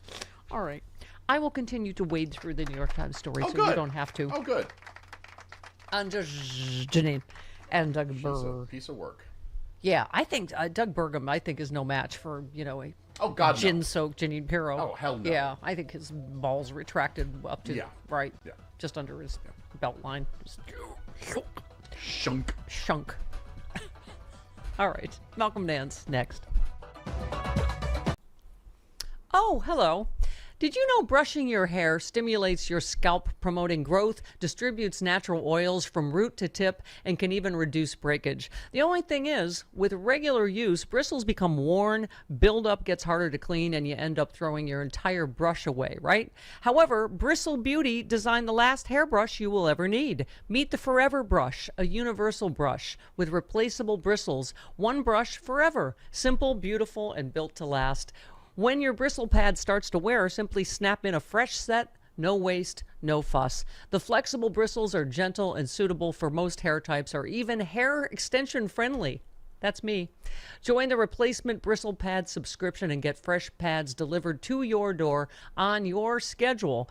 Right now, when you buy a Forever Brush starter set and a replacement bristle pad subscription using promo code Stephanie, you receive your first 2 replacement bristle pads absolutely free. Visit BRISSLEbeauty.com. That's BRISSLE, and use that promo code Stephanie at checkout. 250 years after our founding, King Charles III stood before Congress and acknowledged the same truth that sparked the revolution. There are no kings in America. Make your stance clear with the No Kings American Flag lapel pin, a 1-inch by 1-inch American flag pin embedded with our No King symbol. Go to store.politicalvoicesnetwork.com. Get your No Kings lapel pin now.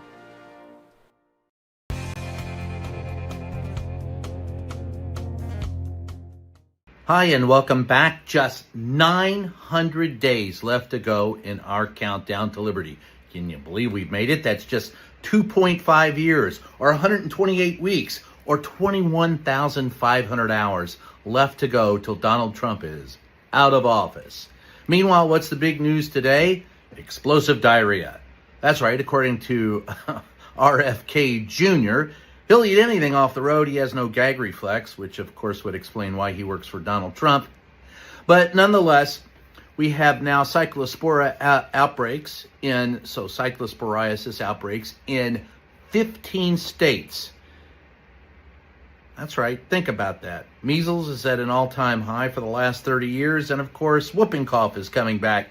But who really cares? Because Donald Trump's on his way to Los Angeles to meet some friends and disparage the Democrats and tell us how it's all their fault before he goes to Las Vegas to raise some money, I guess maybe gamble, and tell us why it's all their fault. 900 days left. Can't you just feel the verve and the excitement? Less than 100 days, of course, to the midterm elections, which could change everything. We'll just wait and see. Catch you next time.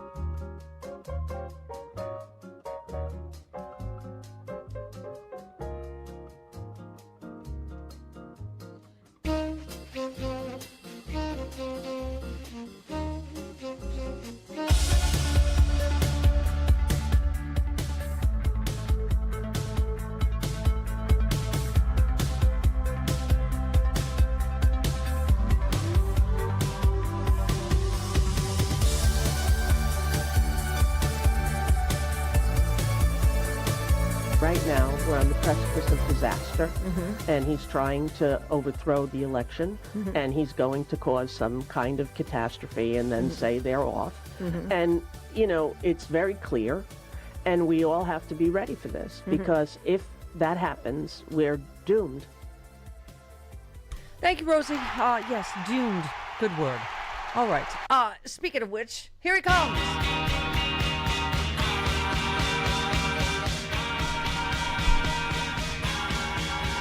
Let's dance.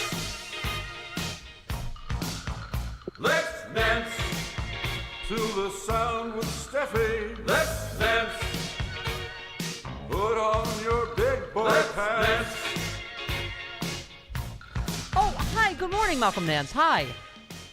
Good morning. Well, I saved a post for you that says non-whole countries actually care when their president's bank accounts get closed for laundering Russian mafia money. But here we are.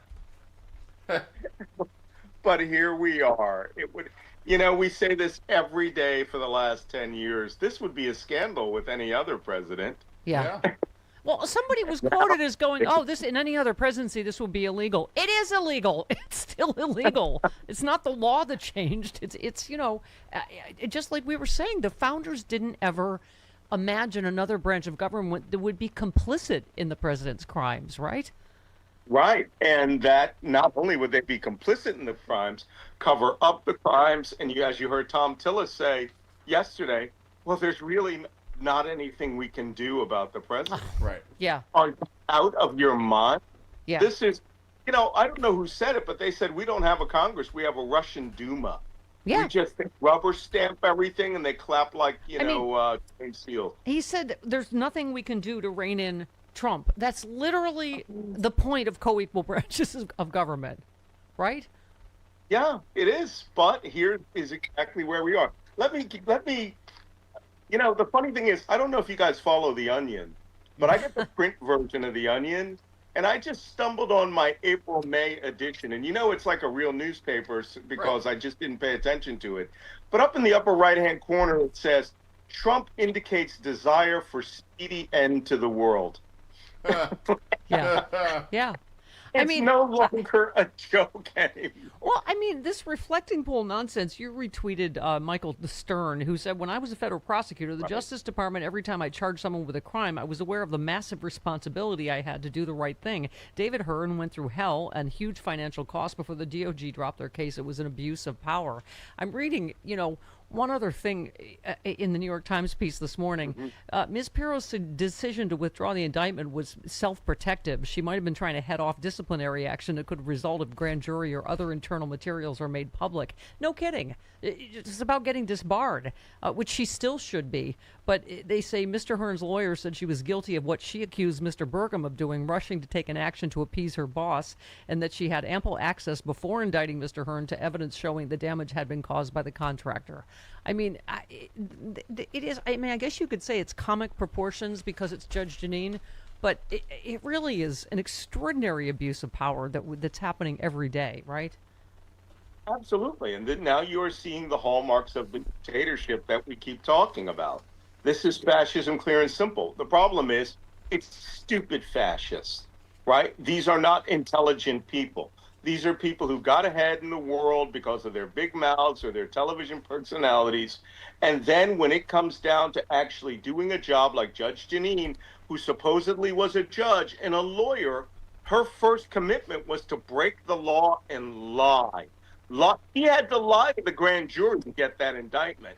And now we want to see what she actually said to that. You know, and what's going to happen? Trump is going to kick her to the curb. Yep, absolutely. And by the way, so hang on. We have John Cornyn, since you brought him up, Senator Cornyn.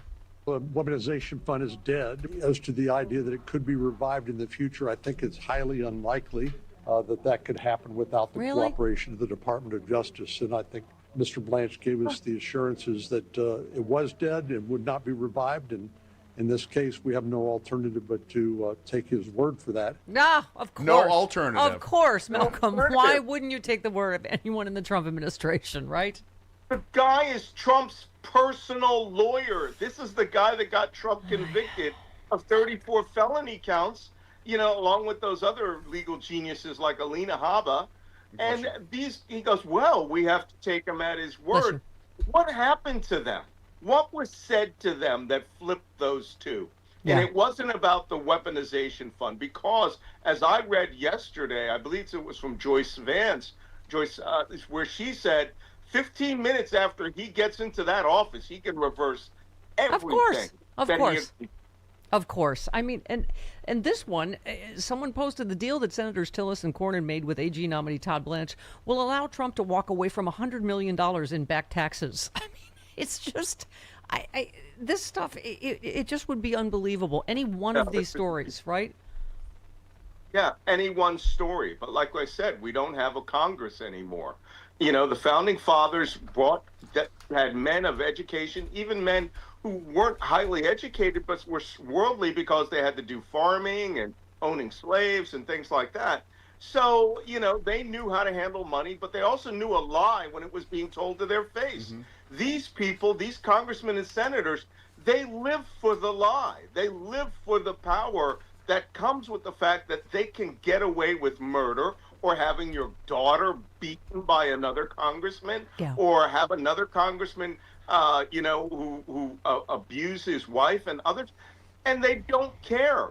This world is getting bad when we have to go back and we got to get George Santos to come out from the grave to verify that you are all scumbags.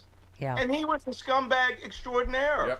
And just the money laundering thing alone, Malcolm, Brian said, I've worked in banking for over 10 years, and I'll tell you that they don't close your accounts for money laundering unless they have enough evidence to confirm that you are money laundering. I mean... Absolutely. But again, where's the mainstream media? I've barely heard a peep about this. Have you?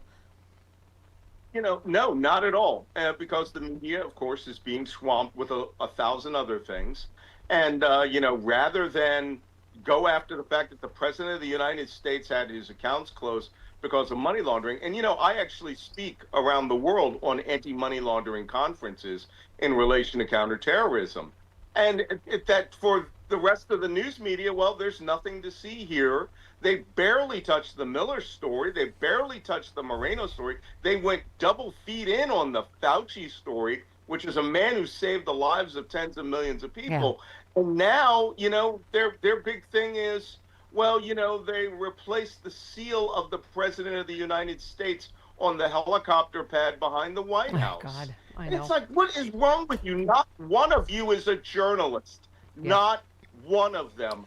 They are stenographers. Yeah, you reposted Dr. Tran, who said, I worked for New York's largest medical center at the start of the pandemic. There were morgue trucks on the streets. They set up emergency medical tents in Central Park. Healthcare workers, colleagues died. It's horrific that Bobby Kennedy is on national TV lying that ICUs were empty. I mean, and also, Malcolm, your specialty, Russian disinformation, which you've been writing about for 11 billion years, COVID misinformation was, one of the things they did to hurt Americans, right?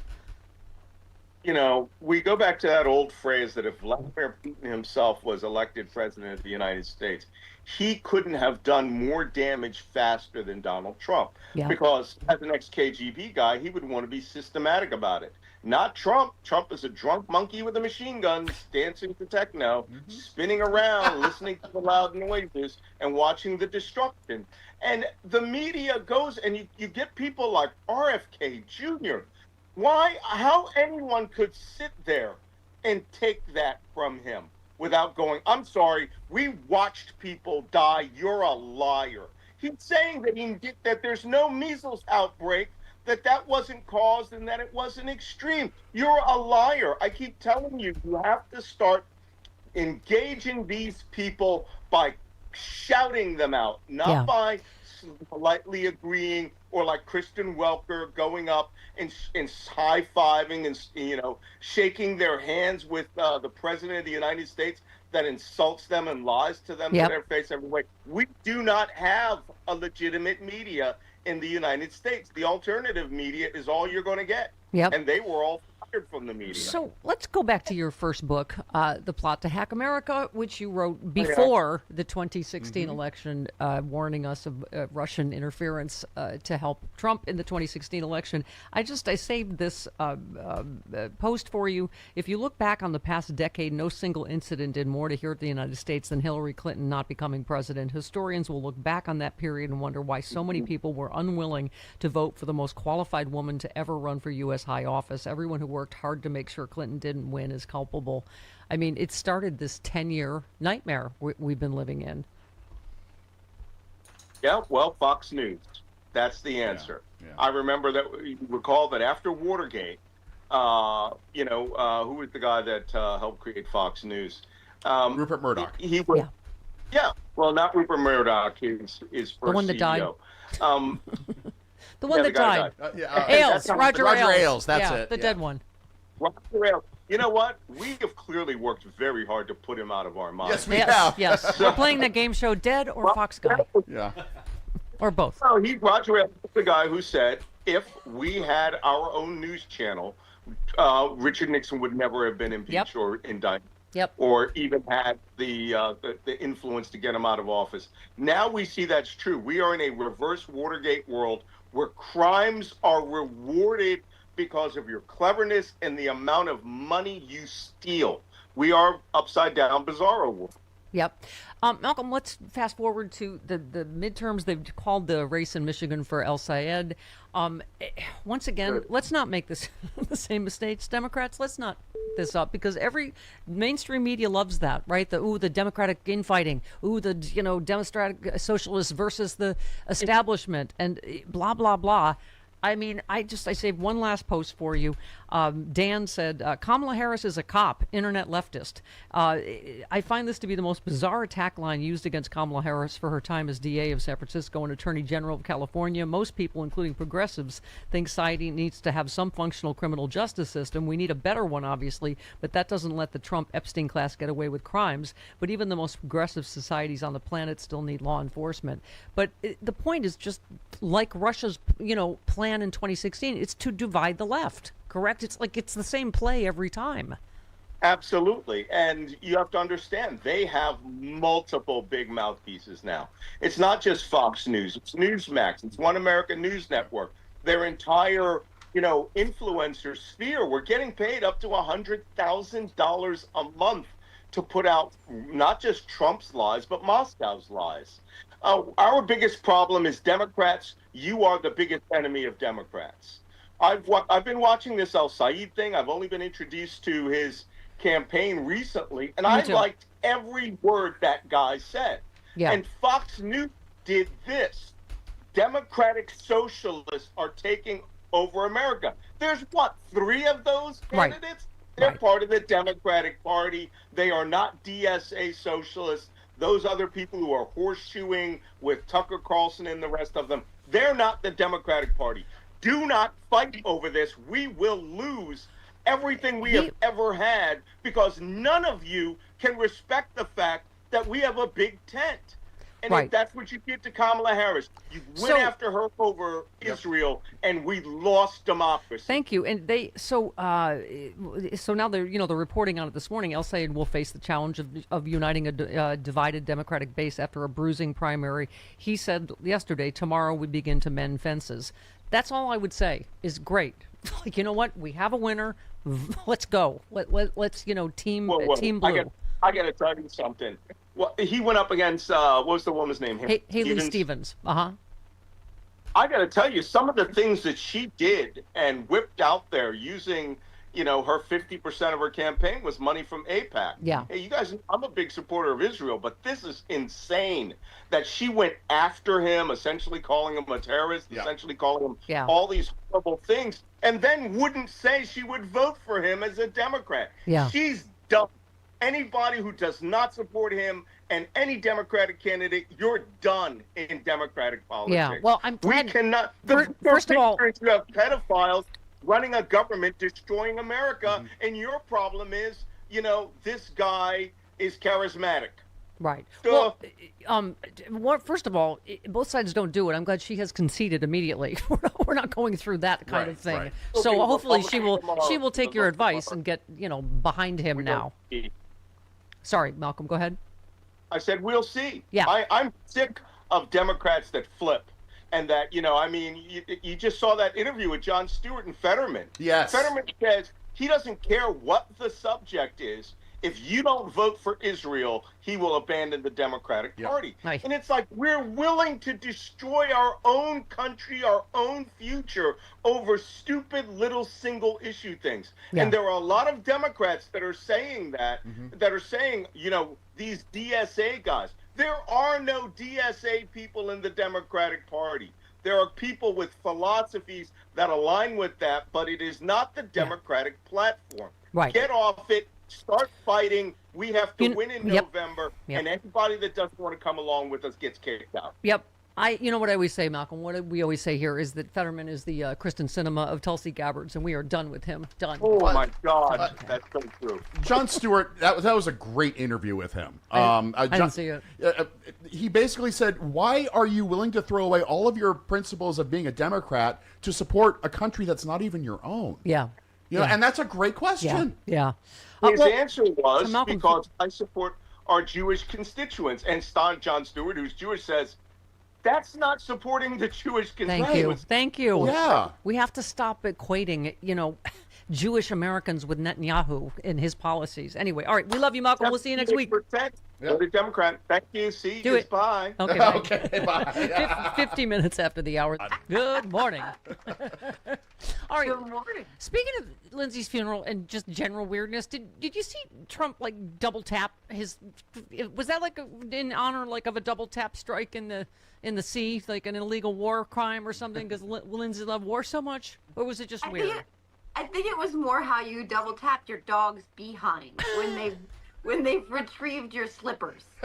He's just so relentlessly weird. Okay. And he did drop a giant load. You could tell the guy behind him. He dropped a giant load in his pants. Oh, God, I don't know if that's a Secret Service agent, but dear God. Okay. By the way, I just because I love everything about you, but your writing is so descriptive of the Oval Office because it's hard to even explain it. You said it looks less like the office of the President of the United States and more like the inside of a Fabergé egg that caught gonorrhea in the back room of a strip mall nail salon. See? Nothing good happens there. That's why you're magic. Because it's hard to even put into words. You also said, let's see, where is it? Oh, the Oval Office feels like Versailles got roofied by Timu, woke up in a neon-lit massage parlor off I-95 wearing a fake Rolex, then decided the only reasonable next step was to marry the lobby of a Dubai card room in a ceremony officiated by a deranged parrot in a sequin tracksuit. That could also describe the Tate brothers' arrest. Did you say, oh my God, the picture of what's his name, Tate. I was like, that's the head of the manosphere? That's the alpha. Really? In the Capri? Yeah. I think I saw that outfit at Chico's. Yes, the assistant manager of Chico's. Yeah, in the mall. Yeah. Welcome to Chico's. We're having a sale on tube tops.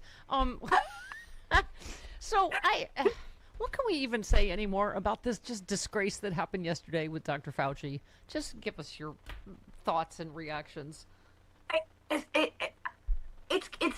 gaslighting, right? Like it's absolute. It's also Orwellian. That's the word I keep coming back to because he writes so much in 1984 about do not believe your own eyes and your own ears, and Yes. 2 + 2 = 5. If that's what they say, they have flipped reality on its head, and they are rewriting one of the darkest periods in our country's history and recasting the blame on the adults in the room when we all know what we lived through. Donald Trump was golfing. Yeah. He was at minimum dithering, delaying, denying, saying it is what it is when thousands of people were dying a day. We remember the Evita moment with the masks. And this kind of gaslighting makes you think you're losing your mind, but you can't. You have to continue to tether yourself to the truth and what you went through. But it's just so gross. It's so gross. And, once again, both sides don't do it. Both parties aren't the same. When you look at Senator Ossoff last week, many Democrats are smart, they're tough, they ask the right questions, but they're not D-heads.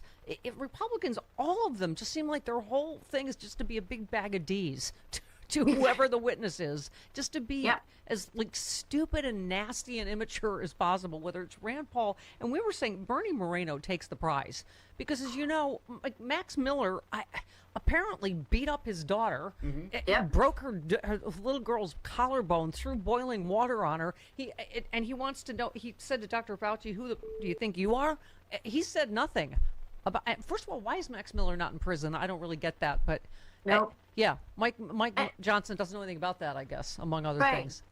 I'm just sitting here staring in Graham Plattner right now. You know what I mean? Because they had this, they wanted us to be shamed for ever considering nominating this person and running him for Senate. Meanwhile, what's sitting in their own party in Congress right now is far worse. I mean, again, like you said, she was, I think, 2 years old when he broke his daughter's collarbone, and her grandfather silent on the subject, not a word. That's profiles in cowardice right there. Well, and so then he did this stunt. I just mentioned it before the break, JoJo, but he went off on Fauci, asked members of the audience to stand up if they had faced pushback or even lost their jobs during the pandemic.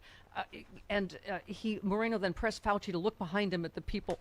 They're trying to recreate the Pam Bondi moment with the Epstein survivors, with this doctor that was trying to help these people stay alive with the best scientific, advice at the time, right? But that really kind of nails it, because I think so much of why they're dragging this out of the past and trying to vilify Dr. Fauci is because they're trying to distract us from the Epstein scandal that will not go away. Todd Blanche is still up for confirmation and is still not being considered by many senators because he's still obfuscating what is in those files.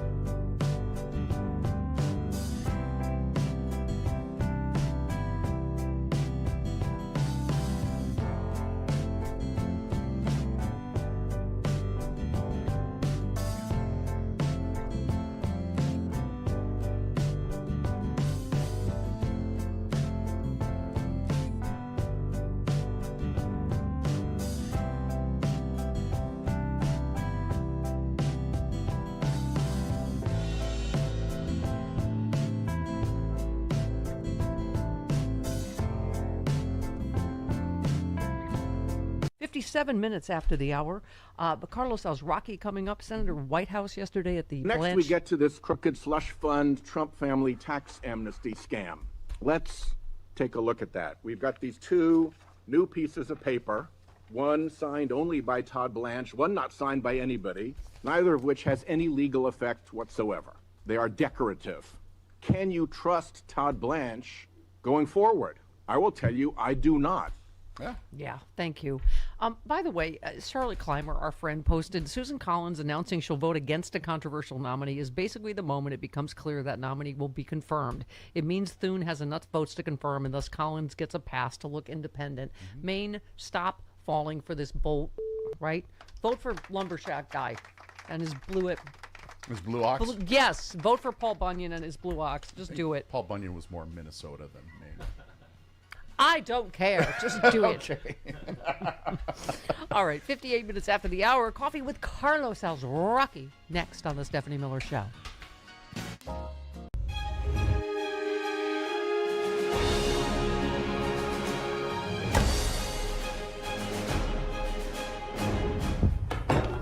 I can't. I can't. I don't know what. I don't. Is it? Oh, am I on? Is it on? Okay. Welcome to Justice.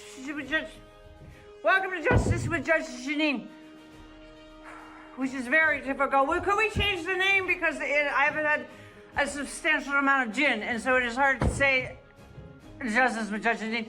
But as you can see, the Trump campaign is going very well. It is fake news, and it's not going well. And we have some Trump surrogates on tonight to tell you why. We have a lovely. God damn it! What is I told you about this fucking thing? We have Diamond and Silk. Hi, Diamond and Silk. You're the Negroes, right?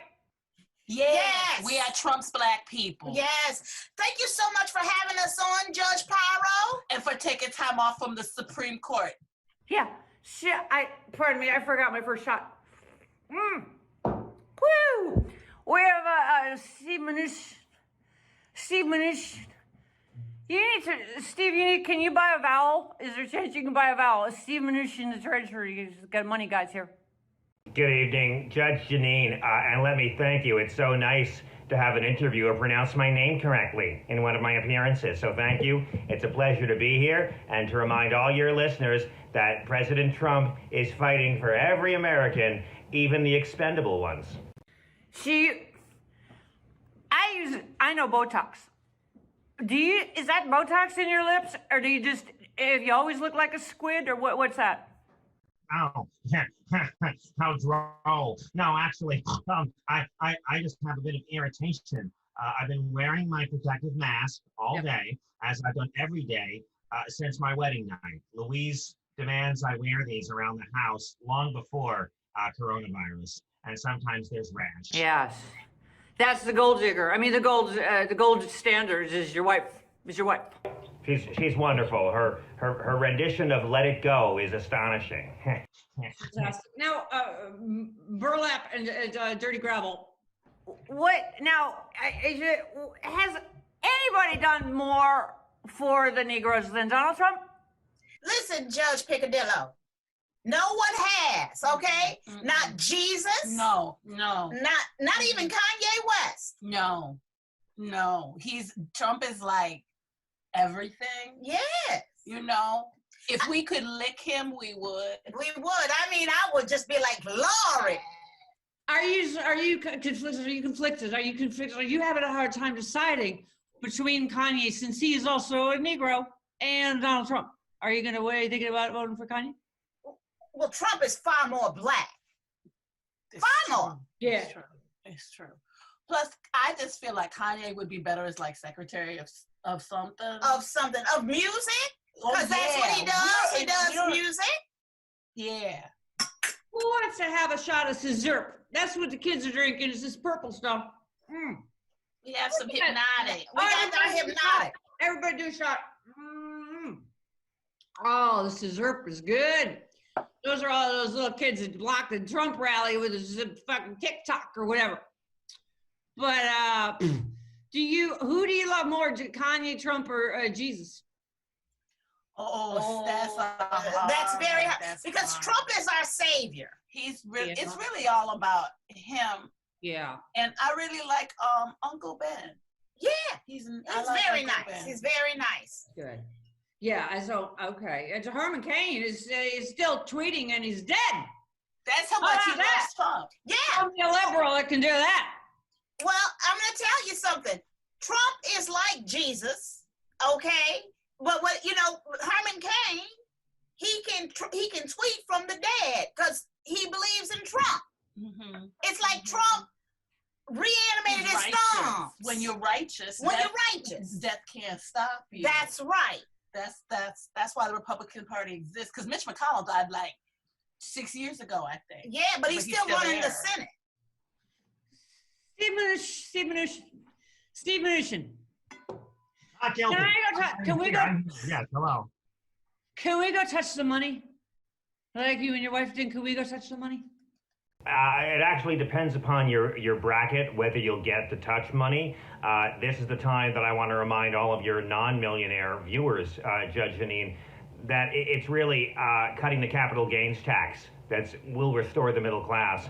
And I say that even if you're not a worthwhile producer to this economy, it's very important to remember I come to you as someone who has foreclosed on hundreds of thousands of American families. So I think I'm pretty in touch with what pain looks like. And during these uncertain times, it's important we remember that Donald Trump is there so you won't have to pay your payroll tax this quarter. Judge Janine, are you all? Yeah, sorry. I couldn't really follow what you were saying, but I think that It was lovely. My wife did something similar on our wedding night. Zirconium and Naugahyde, you like to go touch some money, right? Because Negroes like the free money and stuff, right? You want to go? You want to go to the Treasury? Let's go. Let's do some Yes, shots we and would go. love to go, Judge Picadillo. We would love I'm happy to bring you all on a taxpayer-funded private jet anytime to touch the money. Can we see the eclipse? You guys want to see the eclipse? You look at it. Yeah. Oh, you don't need glasses. Trump showed us you don't need glasses. Just look right into it. That's fake news. This is like, yeah. So what? Let me ask you something. What's your favorite drink? What's everybody's favorite drink? I like a Trump tickle my toes. It's That's a drink special. we made up. We made it up. Where you pour, well, it's really, there's nothing really in it. So it doesn't really satisfy you, and it's not really but it's like you just say Trump as you like air drink. Yeah. And it fills you up. That's a good. What about you, Stevenson? due to a- This stupid thing is there's too many things on it. Stevenson. Due to a peculiar clause in my employment contract, the only beverages I can enjoy are the blood of newborns. However, kissing the cloven hoof granted me powers that make it all worthwhile. So I'll raise you a glass of fruit blood. Everybody do a shot for Trump 2020, and let's do some scissor and fuck those kids on the TikTok.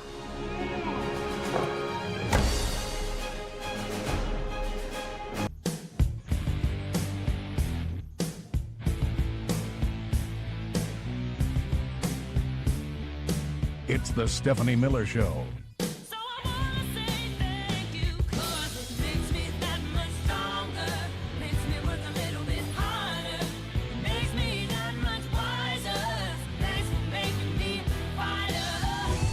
If you want to win a war, you need to think outside the box.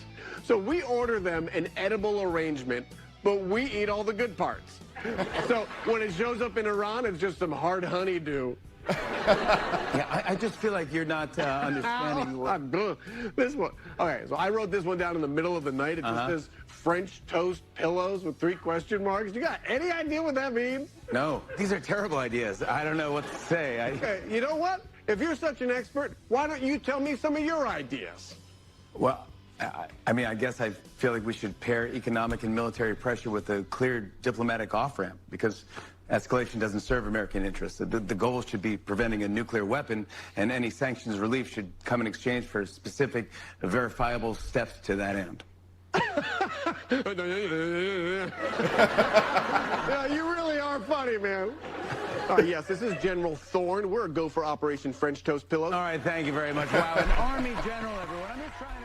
That's what we're down to. They're asking for ideas on how to annoy Iran. Yeah, we came up with the best ones, just based on slumber party stuff. I think ordering them an edible arrangement and eating all the good parts and leaving them with the honeydew, The trash melon is a good Yeah. idea. Saran wrapping the toilet seats. It's just never. It's a winner every time. I'm just saying. Okay. We try to help. That's good Liberal coffee. helpers. I take it black, like my man. Coffee with Carlos sells Rocky. Have a Zimbabwe latte. I'll have a Kenya cappuccino. Jim never has a second cup of coffee at home. Mountain grown coffee. Carlos sells Rocky. I was going to make espresso. Handpicked by Juan Valdez. Coffee with Carlos. Good to the last drop. Hola, Carlos. Good morning. Buenos dias. ¿Qué tal? ¿Qué tal? I'm going to start by sporting the sport for you. Deportes. Vamos a empezamos con deportes. We gonna start with sports is what I said. Yeah. Oh, okay. Got it. I got it. In this case, golf. I saved a post for you. Republicans are so stupid they think the president shot a 70 at his golf club, but has never played a professional tournament ever. The average 18-hole score for a professional golfer is 71 or 72. When it's pathetic that an 80-year-old man has to cheat at golf to make himself feel okay. It's monumentally pathetic that people believe him and support him.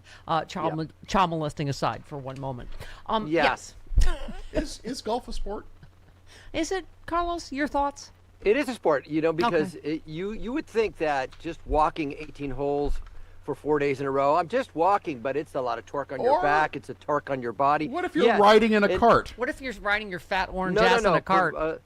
Here's the fun part, is that the caddies have to carry all the heavy clubs. But That's true. Yeah, when Sadler was a pro, there was a guy they called the Walrus because he had a big pot belly. John Daly could smack it a mile. Sure. He wasn't in shape and he was drinking. Yeah, you could argue that it's not. But the athletes these days, the golfers these days are in pretty good shape. So, yes, I'm going to say that golf is a sport. Is it a strenuous sport like soccer? No. Football? No. But it's a sport. Okay. I'm not going to piss off the golfers. Unpopular theory, horseback riding, exercise?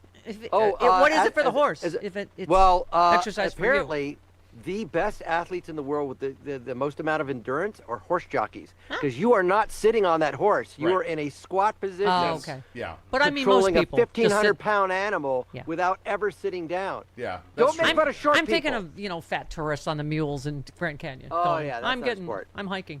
Okay. No, but That's not hiking. Trump is like getting into Kim Jong-un territory where you got a Yes. hole-in-one on every hole. Oh yeah. Fox News He's getting reported close. it. Yeah. Shaving it day by day. Oh, speaking of Trump and everything Trump touches dies, Trump's much hyped UFC White House event ended up losing the company tens of millions of dollars. Bum, bum, bum. Wah, wah, wah. And Sad I give credit to Sean trombone. Strickland. Sean Strickland, who's out there with his opinions, but he was the one that says, no, I'm not going. He was, I think he's opposed to the war in Iran. I think he's opposed to a lot of things Trump is doing. And so I give credit to UFC favorite, I could say, Wow, Sean Strickland, for helping us out with that. They ended up losing $30 million, putting on the Freedom 250. Well, Nate Bargatze told some good jokes, though. So, also, by the way, Aaron Rodgers, more thoughts? Oh, boy. On vaccines, medicine, science? Oh, yeah. boy. Chico's finest. You said, I support the virologist and epidemiologist with decades of research and experience over podcast comedians who read articles by debunked non-virologists, experts over grifters. That's a pretty easy choice.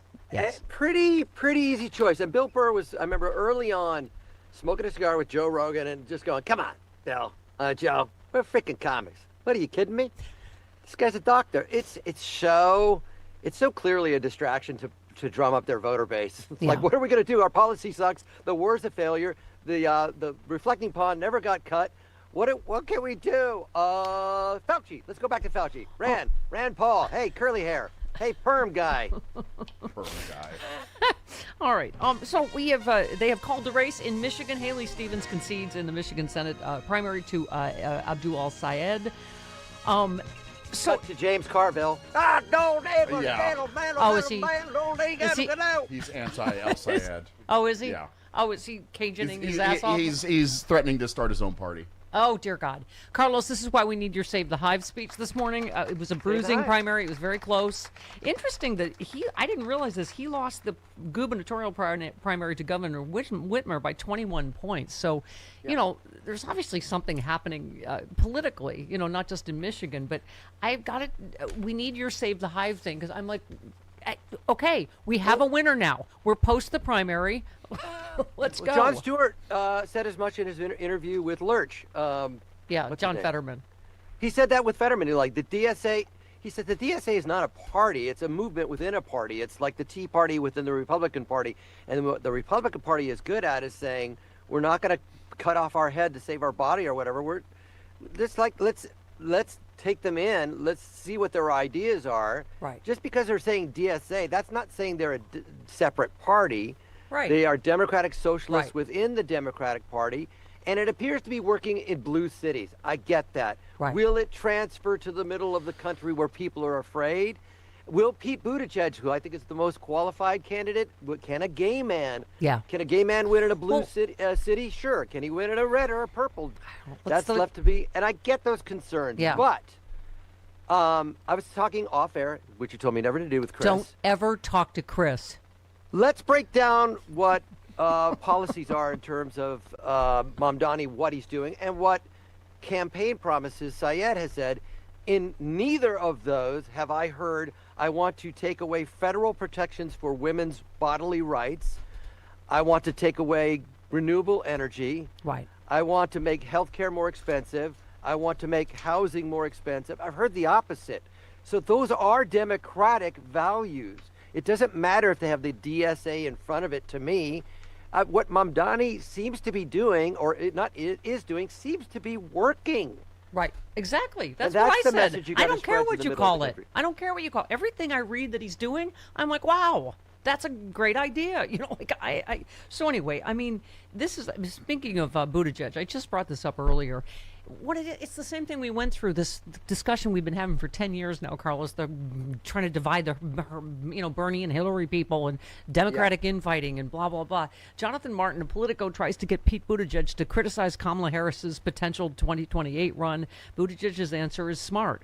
This is about bigger things than whether somebody get their feelings hurt by a page in a book, while reminding Martin that people don't question men who run for president more than once. So good for him for defending her and going, let's have a primary. I think she's a great candidate. I think he's a great candidate. I get what you're saying, Carlos. We're all scared of other people's biases. Are we ready for a Jewish president, a gay president, a woman president, a person of color, a black president, even though we've had one? Yes. if our motto is to save the hive, then once the primary has decided that said candidate, we will pick that candidate. We sign on the dotted line. We come out of our honeycomb. We put our stingers in the space that says Democrat, and that's how you do it. You don't get everything you want, but you get a toehold on the cliff from which we are falling. And that's so funny that the guy would criticize Pete Buttigieg for the very thing they criticize for us not having a primary. We didn't have time to have a primary, but Right. Buttigieg literally wants to have a primary. Right. I don't care who runs against me. Yes, let Kamala Harris run. Right. Let her have debates. If she emerges as the person Thank that you. Wins the primary, then we all save the hive. You're not going to get everything you want, baby. What are we doing? Seinfeld. Like it took me 12 minutes to get into Seinfeld level. I mean, but here's another. We were talking about yikes. CNN data guru highlights massive decline in Trump support among moderate Republicans. There you go. Let's get those voters in some states. You know what I mean? Like I think, like you say, like in blue cities, Mayor Mondami's doing a great job. Whatever you want to call that, if it's democratic socialism, great. But I do think there is a massive. If you look at all this polling, there's a massive amount of the electorate that is really pissed and unhappy with People can't afford things. There's with Trump inflation. and They can't afford Republicans. groceries.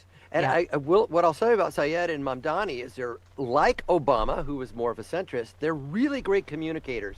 And the problem with I read this piece. The problem with Democrats is they start with all this. They start with solutions to problems instead of slogans like the Republicans.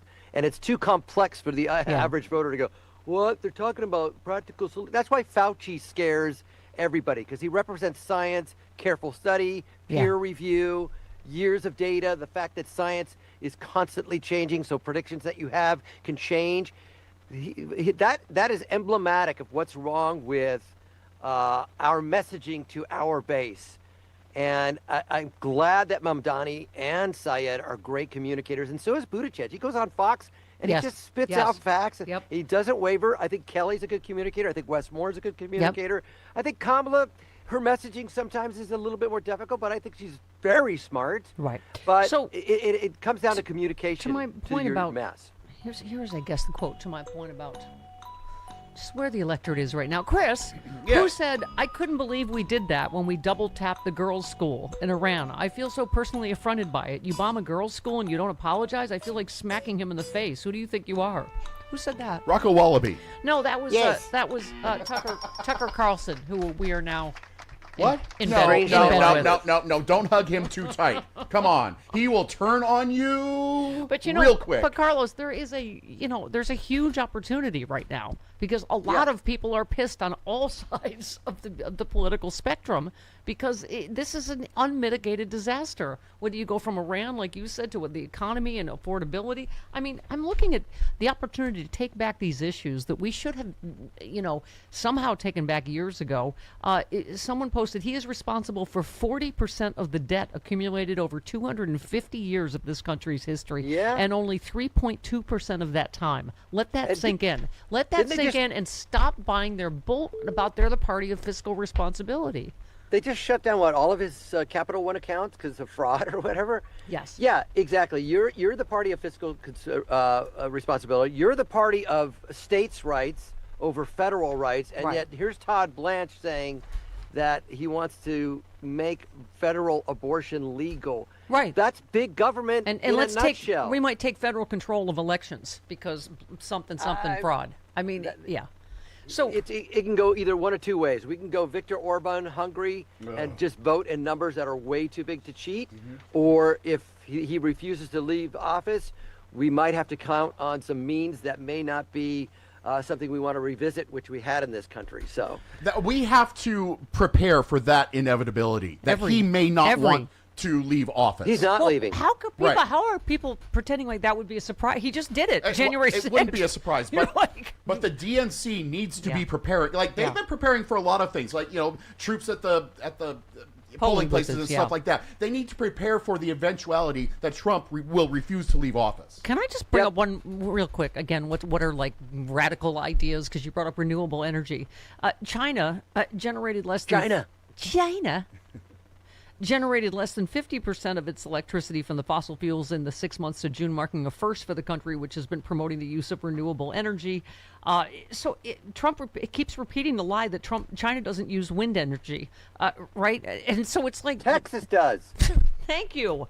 But he says, just repeats these lies over and over again. And he does. He repeats the lies over and over again. They're getting more desperate because when you talk to a climate denialist, they'll say, well, China isn't shutting down the coal plants either. Right. But yeah, we're supposed to be the leader in that. Not like, that's like a fifth grader. We're like, well, Johnny keeps cheating on his tests, so why should I not cheat on my test? Right. Because you want to be the better person. Right. You want to take the lead in high-speed rail. Right. You want to take the lead in windmills. So, and right. renewable They are energy. the largest coal, polluter, but they're also, I mean, that's why it's so insane that we're not doing anything about renewable energy. Okay. All right, 20 minutes after the hour, this portion of the part of why Trump got thrown out, I mean, a big part of why he got thrown out in 2020 is his disastrous response to COVID and that 1 million of us died. This is what they really want to remind everybody of. I mean, someone posted Trumpers can't win on the economy, no new wars or affordability, so they bring up the 2020 election and Fauci. Hilarious. Well, you remember everything about this administration, nothing had to do with helping working people and solving the affordability crisis for this administration. It is all about relitigating things that Trump feels like he got a raw deal on. And when he thinks he got a raw deal, it just means that he came out looking poorly, which is a lot. Yeah. I mean, it's the politics of it. A lot of people, so what the MAGA GOP is doing to Dr. Fauci today is an absolute abomination. It's hands down the most insanely cruel and stupid exercise of Trump fealty ever witnessed. Every one of these MAGA senators should be sued for libel, stripped of their stolen wealth, and abandoned. I mean, I hope it backfires on them politically. What do you think? Well, I mean, it's been interesting to see them complain about Fauci taking the fifth and saying only a guilty person would do that, given how many times Donald Trump has done the same thing. But as is often the case with the Republican conference, they're incapable of seeing, the same type of behavior in their own midst, especially when it's Donald Trump. But I think anytime, they are talking about something other than helping people and helping the economy, they're digging their hole deeper and deeper and deeper. And they've not talked about those issues since they ran for election in 2024. And it's going to come back to bite them in the rear end. I think Democrats are going to have a wildly successful election because of it. I do too. And Carl, it really does. It is what it feels like to live in a dictatorship, I imagine. It literally, all of this is for an audience of one. All of these, these things that have nothing to do with everybody's everyday life. And in the meantime, as a lot of people keep pointing out, we have multiple massive foodborne illness outbreaks going on right now. Instead of doing anything about it, Republican Congress is harassing Fauci all day for some bull theatrics, while the rapist president spends all his time spray painting statues gold and attacking the Smithsonian. The only objective of this administration is desecration, and that's showing up in all the polling, isn't it? It is. I mean, when you've got a bunch of people who think screwworm is just a nickname Trump has given to another member of Congress, you're not likely to get, any kind of action out of them. But this is not just, I'll correct you, it's not just an audience of one. Their only hope in this election is to try and figure out a way to activate Trump voters to turn out and vote, who do not typically vote in mid-year elections. They only vote when Trump's on the ballot. So what are they going to do?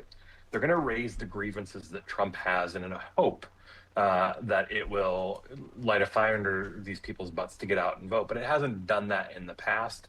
Things look worse for them now than they did in 2018. I think Democrats are ahead on enthusiasm. The Yes, gap is like by far. almost 20 points. Yeah. Yeah, and for anybody that, came around to Trump in the last election, they've virtually all abandoned him because he's not done anything that he said he would do. In fact, he's done the opposite, made life more difficult for them. Yeah. Well, in one last one, Covey said measles cases are the highest they've ever been in decades. Lettuce is giving people explosive diarrhea, so Republicans are questioning Fauci about COVID. I guess politically we should go, oh, okay, well, I guess that's good. But it was disgusting to watch. For those of us that lost loved ones to AIDS, we remember Dr. Fauci, out on the forefront, helping people with AIDS 1 million years ago. This man is a lifelong public servant, and it's just disgraceful what they did to him yesterday. Well, Trump can never tolerate having a smarter person in the room. Yeah, that's Yeah. true. Very true. Yeah. Who's not willing to bend the knee. Yeah. I mean, it's just debacle after debacle. So this is the latest reporting. Trump exasperated at his top officials at odds over Iran war strategy. I mean, this is like the COVID response. I mean, everything he does, Carl, is a complete debacle of incompetence. I mean, this is the reporting. Trump has grown increasingly exasperated as the war in Iran stretches into its 6 months. He recently erupted at top national security officials amid deep divisions inside his administration over how to proceed. Yeah, they don't know what they're doing, is basically this story. As one U.S. official put it, after all this time, there's no unity. Trump exploded during a meeting with top national security officials last week over a lack of progress in Iran, yelling expletives. The president's exasperated. I don't think he believed it was going to be this difficult to get the Iranians to agree to a deal. Right, because he's a moron and also the worst deal maker ever.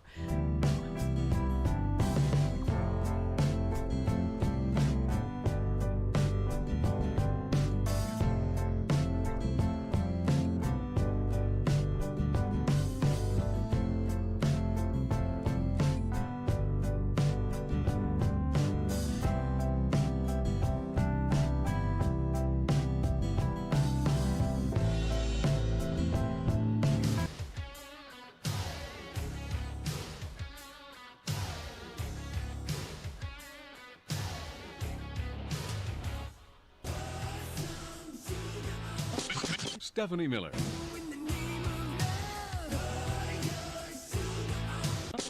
Stephanie Miller.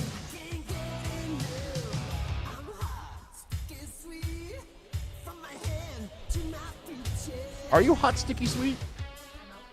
Pardon me? Are you hot, sticky, sweet? Oh, From your God, head to your yes. feet? Oh, God, yes. Okay. Oh, yes. All right. I can't have heard that countless times. Good morning, Carlos. Good morning. I'm having my Kirkland protein bar for breakfast. Yum! Good for you. Good for you. It's chocolate.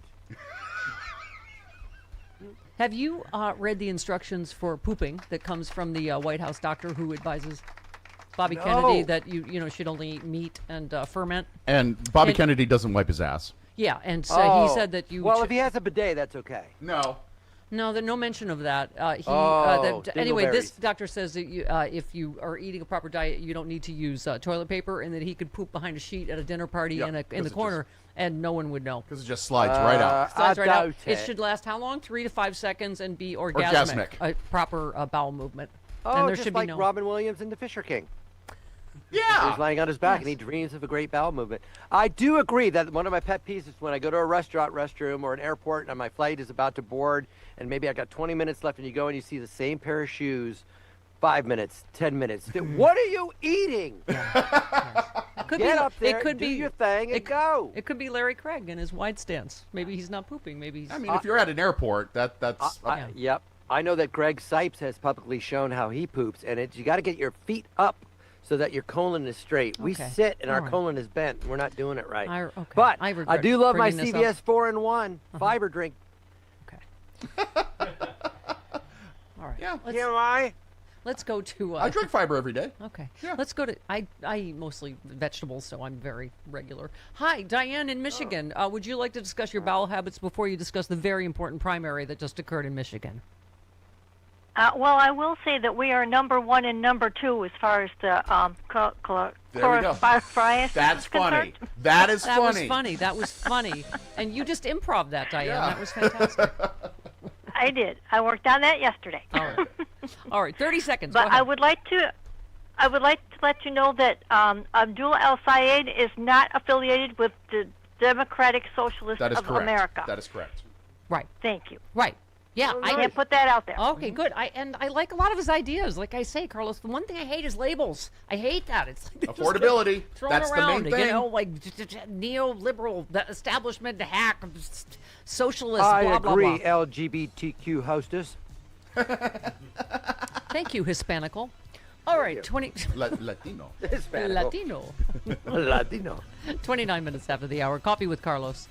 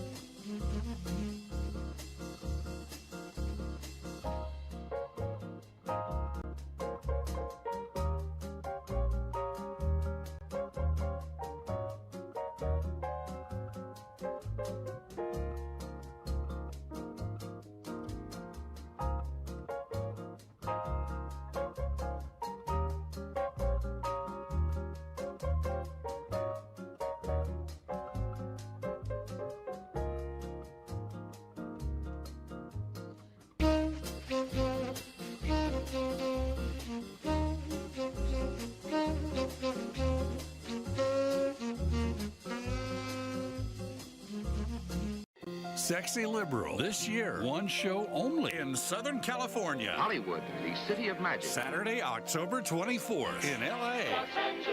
One night, one chance. Let's get it right. The Sexy Liberal Show returns to the Saban Theater. One night only, October 24th. Starring Stephanie Miller. Give it up for yourselves, LA Sexy Liberals. God bless you. John Fugelsang. Cable news, it should be called the stuff they air between Viagra and Cialis ads. Comedy duo Frangela. You're the kind of good white folks who adopt black babies. Yes. And not because they're cheaper. And outrageous Hal Sparks. Believe me, I have a lot of liberal friends who love this country enough to vote almost every other election. Special VIP meet and grope tickets for palling around with the stars after the show at the Saban in Beverly Hills. All right, Mr. DeMille, I'm ready for my close-up. Only one Sexy Liberal show in 2026. Saturday, October 24th at the Saban Theater in Beverly Hills. Tickets on sale now at sexyliberal.com. Well, most customers aren't waiting around for a callback, right? Maybe they're trying to book an appointment. Maybe they're looking for a quote. Maybe they just need help now. Whatever it is, if nobody answers, they're calling the next business on the list. That's why today's episode is brought to you by Quo, spelled Q-U-O, the business phone system built so you never, ever miss a call. Quo is the #1 rated business phone system on G2, trusted by over 90,000 businesses who rely on it to stay reachable and look professional every single day. Set it up in minutes on any device, keep your existing number, and add teammates as you grow. No hassle, right? No IT. Q's built-in AI agent handles after-hours calls, answers questions, and even books appointments so you never miss a lead even when your team is offline. Money is on the line. That's important. Always say hello with Quo. Once again, that's Q-U-O. Try Quo for free, plus get 20% off your first 6 months when you go to quo.com/Stephanie. That's QUO.com/Stephanie.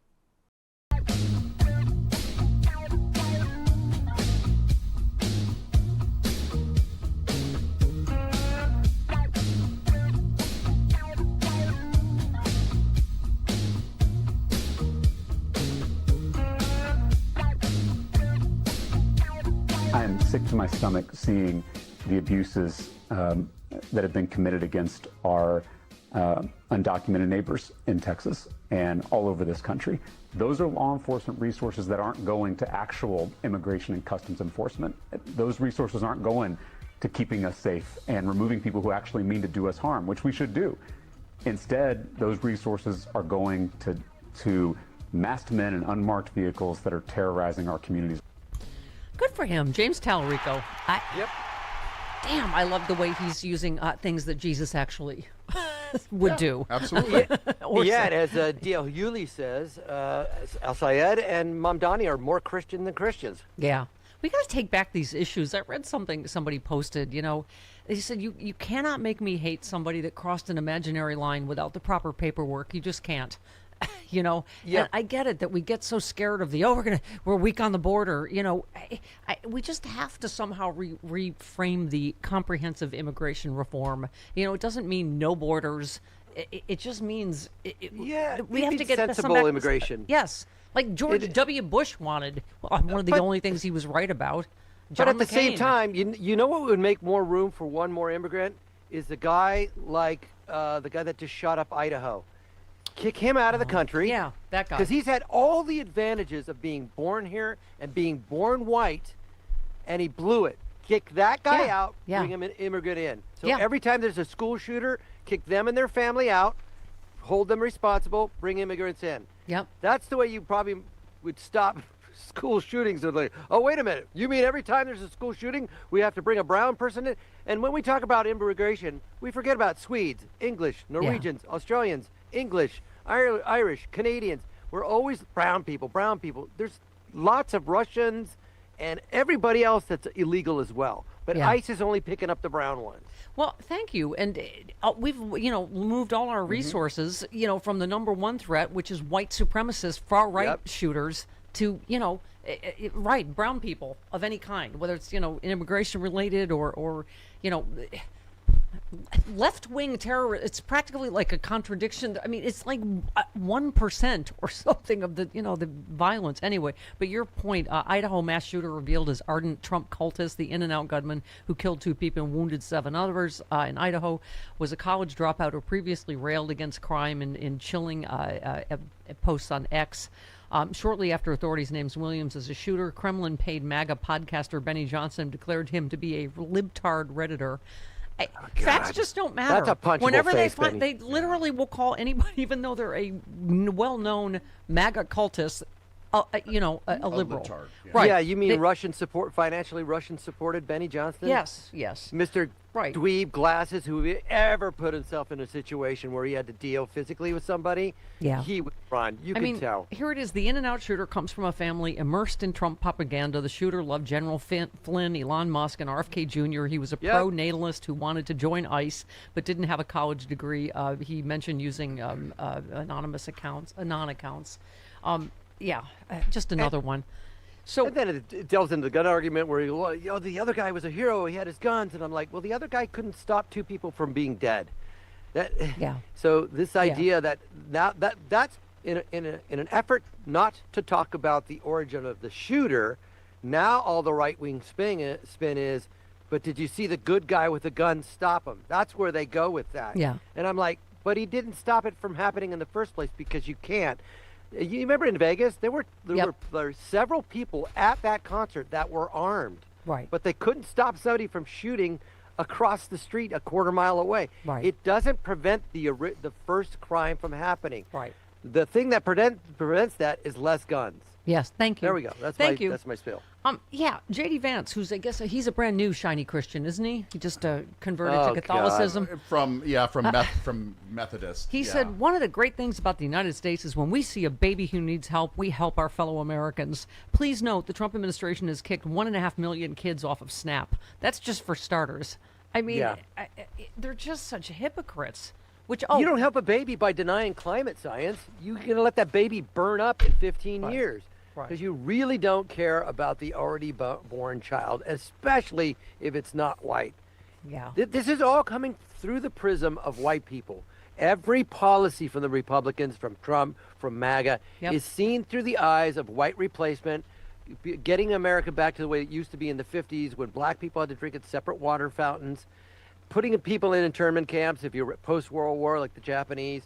They want to make it white again. Yep. That's why they want the federal abortion ban, so that more white girls who are assaulted will have to spit out a white baby. They don't care about quality or the mother's life. They care about the numbers of white people. Yes. One of which will probably be another Idaho shooter. I agree 'Cause with when you. you go for quantity over quality, Yes. that's what happens. I agree with you as an extremely low quality white girl. I'm a low quality white Latino. You live on Vagina Island. I live in Vagina Island Yes. with 3 women. I do sometimes. Ay, Dios mío, las mujeres. Okay, this brings us to today's. A man from Florida. Yeah. Florida pastor arrested on Child sex charges. Yeah. Oh my God. How did you know that? Hey. Republican? Yeah. A 42-year-old Winter Haven pastor faces numerous charges after investigations say he lured a 14-year-old boy he met on a dating app and exposed him to HIV during multiple sexual. That story had Well. layers. It was probably one of Lindsay's ex-customers. Did I say that out loud? Carlos Louise, what are you saying? I just thought. Also, since we're on the subject of immigration and all this hypocrisy about them being the small government party, ICE has taken DNA from nearly 1 million people. So this is new research estimates the Department of Homeland Security has become the largest single source of new genetic profiles in the nation's criminal DNA system. ICE alone potentially adding as many as roughly 920,000 profiles just in 2025. Yeah. The vast majority of people in ICE custody have no criminal convictions, and residing in the U.S. undocumented is a civil, not a criminal offense, as we've said for the 11 billionth time, right? Yeah, and I guess what we underestimated was how deeply Obama scared white people. Yes. When he was elected and ran and was in office for 8 years, that terrified white people. Yeah, yeah. This is just another small government thing, but also that involves immigration. A tiny federal agency tasked with protecting the public from injuries caused by lawnmowers, coffee makers, etc., is demanding that some of the nation's biggest health systems turn over detailed, personally identifiable medical records of all patients who seek help at their emergency rooms. Wow. They're trying to figure out how many illegals are getting care. I mean, we're now a nation saying, like, it's okay if people bleed out in the emergency room, right? If they don't have the right paperwork. Whereas we as Americans could go over to a foreign country, and if we get hurt, Right. we go into a hospital with no bills, no charges, no insurance needed. So they began discreetly pressuring hospital executives this year to share personally identifiable health data with a private contractor. But hospital lawyers and other industry experts have questioned the agency's authority to collect, its ability to safeguard such a swath of sensitive information, and whether it has followed the legal process to overhaul its surveillance system. I swear they've betrayed every principle they ever had, the Republican Yes. Party. Conservatives have become like the China that they hate, surveillance. And unfortunately, like I said, Slotkin is saying, we don't want the BYD Chinese cars because they could keep track of you. And I'm like, are you kidding? All of that stuff that you just mentioned, and Slotkin is going to pretend that Chinese cars are going to spy on us. No, they're going to destroy the market because they make better products at a cheaper price. Yeah. So I don't know if you've been following this Max Miller story as a father. So dear God, so this is the latest layer of ick. Representative Max Miller's lawyer has taken responsibility for making an inappropriate photo of the daughter is 2. Yeah. She's the one who's, collarbone he allegedly broke. He apologized for what he called a completely unintentional inclusion of the 2-year-old's image. Lawyers for Miller's wife filed a letter in court claiming the image appeared to show the child's genitals. Wow. I So mean- real Jack Torrance. Yeah. Oh, I just grabbed his arm and it came out of the socket a little bit, Lloyd. Give me a break. Max Miller calls for ethics investigation into himself. He said, in light of all the renewed interest in my family's affairs, I'm going to file my own paperwork for an ethics investigation into myself to clear my name from these horrific attacks on myself and my family. I have absolutely nothing to hide. He's a Republican. He's fine. Yeah, I know. Okay, Trump just yesterday said, I feel badly for him. Mm-hmm. Yeah, he's a good guy. I know him. He's a good person. Really? Really? Does a good You person? don't know him. You couldn't pick him out of a lineup like your ex-wife during a deposition. I would never get with that. That's your ex-wife. Like I said, I would never get with that. I had Stormy instead. Wait, that was Melania. Sorry. Oh, speaking of Melania, funny you should bring that up. Amazon is reportedly... Mommy. That should be the name of the documentary, shouldn't it? Money. Yeah. Or perhaps the Christmas. Yeah. Yeah. Or perhaps individual liberty. Amazon is reportedly doubling down on Melania with a new docuseries because you just can't suck up to Trump enough, can you? Oh, God. Bezos. What a dweeb. She's going to be, right, the subject of a new Amazon Prime docuseries. The spokesman for Amazon said this fall we're following the film with a docuseries surrounding the First Lady, surrounding Melania Trump. It's a completely different look at her world than Melania, the movie. The movie that cost, what was it? $75 million to make and made $16 million. Quick, Carlos, you're in Hollywood. Is that good? Is that good? Those numbers are not Odyssey numbers at this point in time. Calling her the most consequential First Lady in history. Oh, God. So that $16 million is probably from her family members. Yeah. Go the see them on docuseries movie. will show the First Lady's work ethic. Oh, please, I can't. Oh, give me a break. I just can't. Yeah, does that include a poll? Yes. My work ethic. Where is my poll? I show you how I started. Here, take my clothes. Lord. Okay. She's gross. Gold digger. Gold digger. Chris posts, look, who among us hasn't had several hundred bank accounts closed on suspicion of money laundering? You mentioned that earlier, Carl. It's just, I know they're counting on our exhaustion, but it really is just... The grift. Yeah. The emoluments clause is long gone. And again, you just see it in his face every day, and his jowly, purpley hands and swollen ankles. It's eating away at him. All our times have come. What did I say?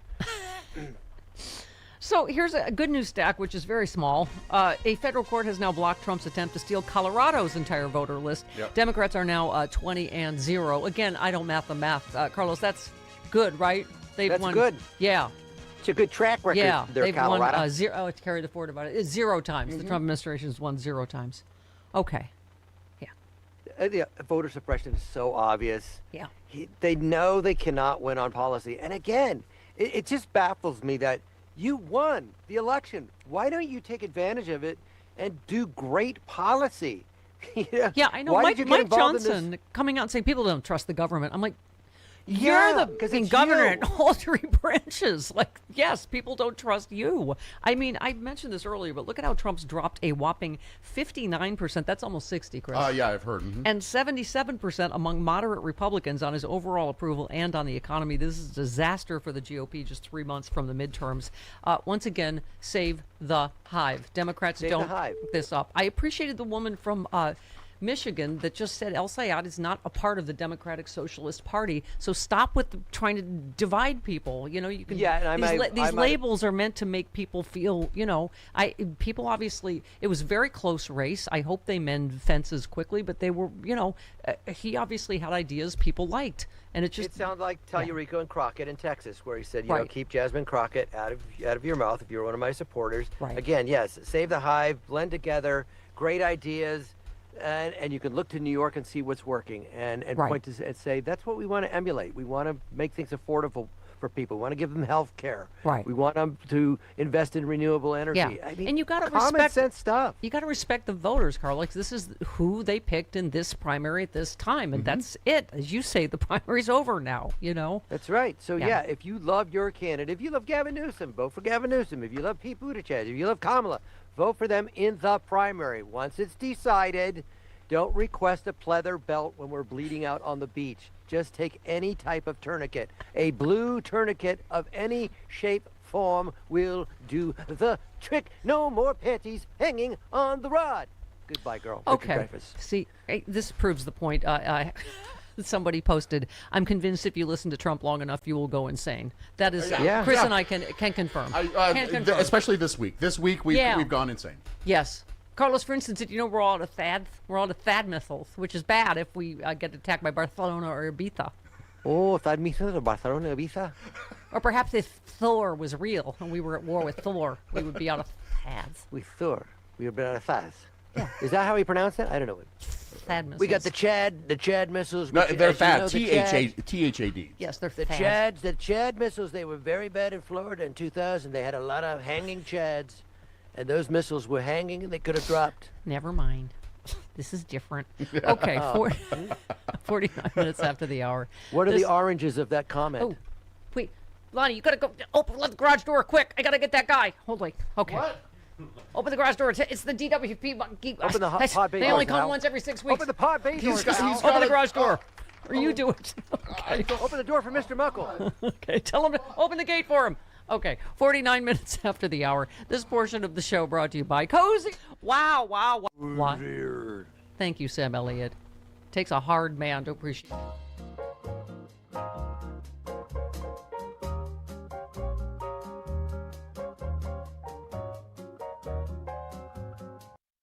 Wow. Okay, well, so Judge Janine. Carrying a banker's box out of your office is never I mean, it a was good so. sign. It was so. What's this office? The office. It was so. We're gonna need you to move down to storage room Office B. space. And how quickly did someone on social media make it a Franzia box? I think immediately. Yeah.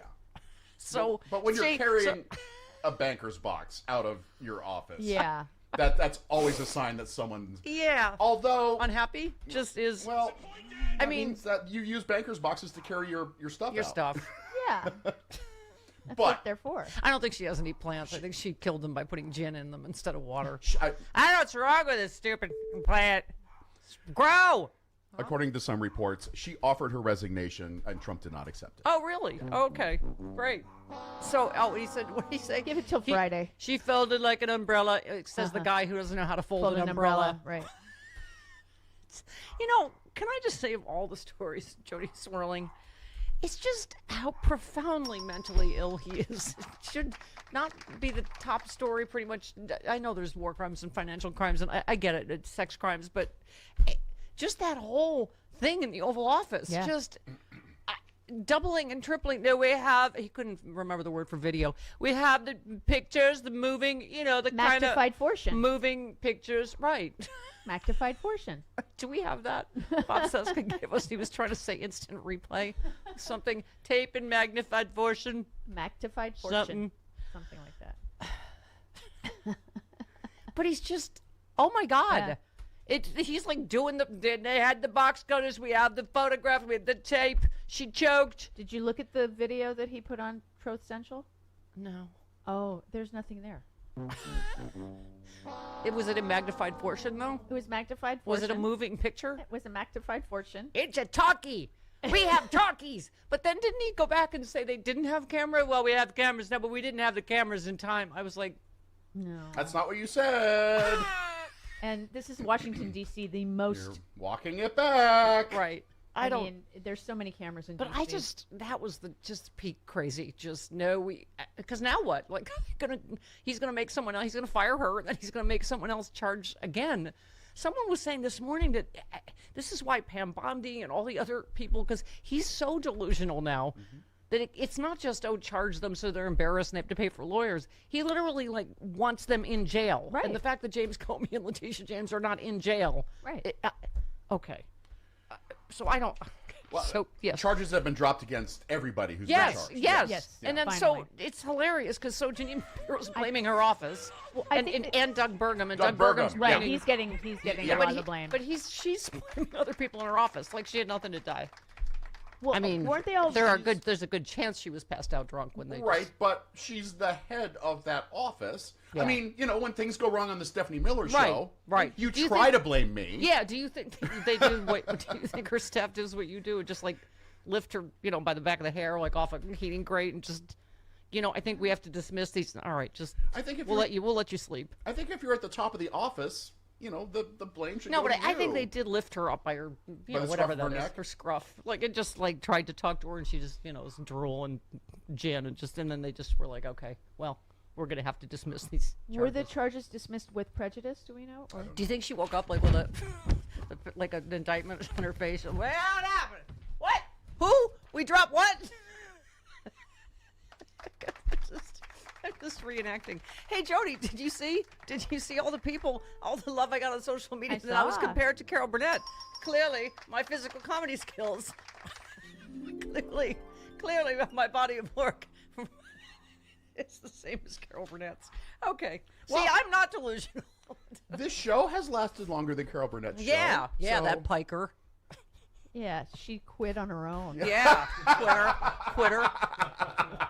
She said, "I'm done after 11. Thank you." I'm gonna eat this chicken until the cows come home. And Stephanie's gonna die in that chair. Oh, I absolutely am. Yeah, we'll just take you up and then I'll sit there. Yeah, and that'll be another fine. scruff moment Yeah. for you. You'll just lift me. Yeah. Except And then- there's gonna be a little more Well, rigor mortis involved. Yeah, but what's nice But is it goes Jody away.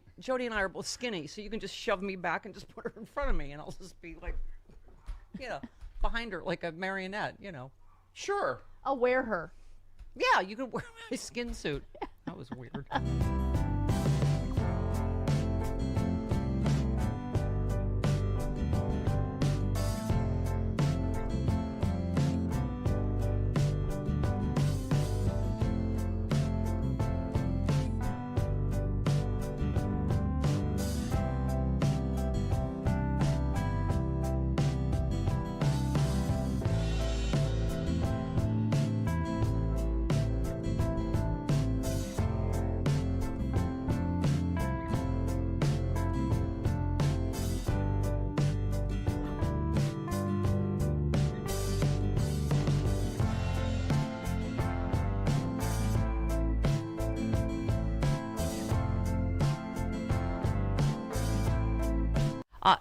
I forgot. I have one more sporting of the sport for you, Yeah, Carlos. there we go. Yes.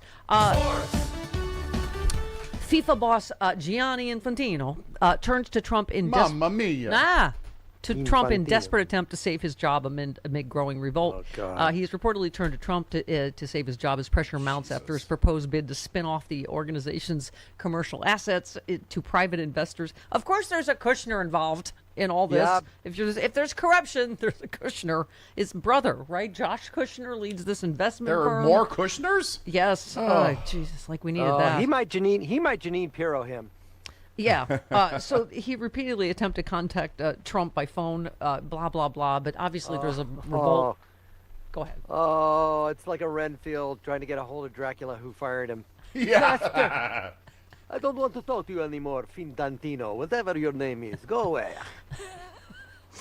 Okay. Senate committee schedules vote on holding Anthony Fauci in contempt of Congress. Dear God, rather than doing anything to help any American, they have to relitigate this, right? 7 years ago, a Yes. guy who actually saved people from dying when the hospitals, RFK Jr., the ICUs were not empty in New York. They were full, you quack. It is just this 85-year-old lifelong public servant who has saved millions of lives. It makes me angry to my core. This whole Rand Paul and his bag of tangled electrical cord hair. Even when we had the polio vaccine, there were people that had complications. There were people that probably died from the polio vaccine. Yeah. Because it's not perfect. People are going to have side effects. But by and large, it saved millions of lives. Millions of lives, yes. Oh, by the way, we've been talking about the reflecting pool debacle. National boy. Guard in D.C. will cost us an additional $1.4 billion if you're keeping track of your tab. Billion, with a B. B, yeah, with a B. The Pentagon's deployment of National Guard troops to D.C. is set to cost an additional $1.4 billion. That's in addition to the hundreds of millions already spent on this ridiculous. Send the National Guard on the day of the speech. On the morning of the speech, the President of the United States, if he can send the National Guard to protect a pool that he botched, you could have sent the National Guard early that morning because you knew that's what they were going to do. Yeah. Oh, and now they're like guarding the fence around the reflecting pool that has not been vandalized by anyone. I need you to guard the guy. I got to pay $100 million for the guys to guard the guys that are guarding the fence that's guarding the pool. They got to guard the guards. Carlos, how might we support you in all of your... Oh, August 29th and 30th in Chattanooga, Tennessee at Animaverse. Come see me. Sweet. Awesome. We love you, Carlos. Love it. We'll see you tomorrow on the Stephanie Miller Show.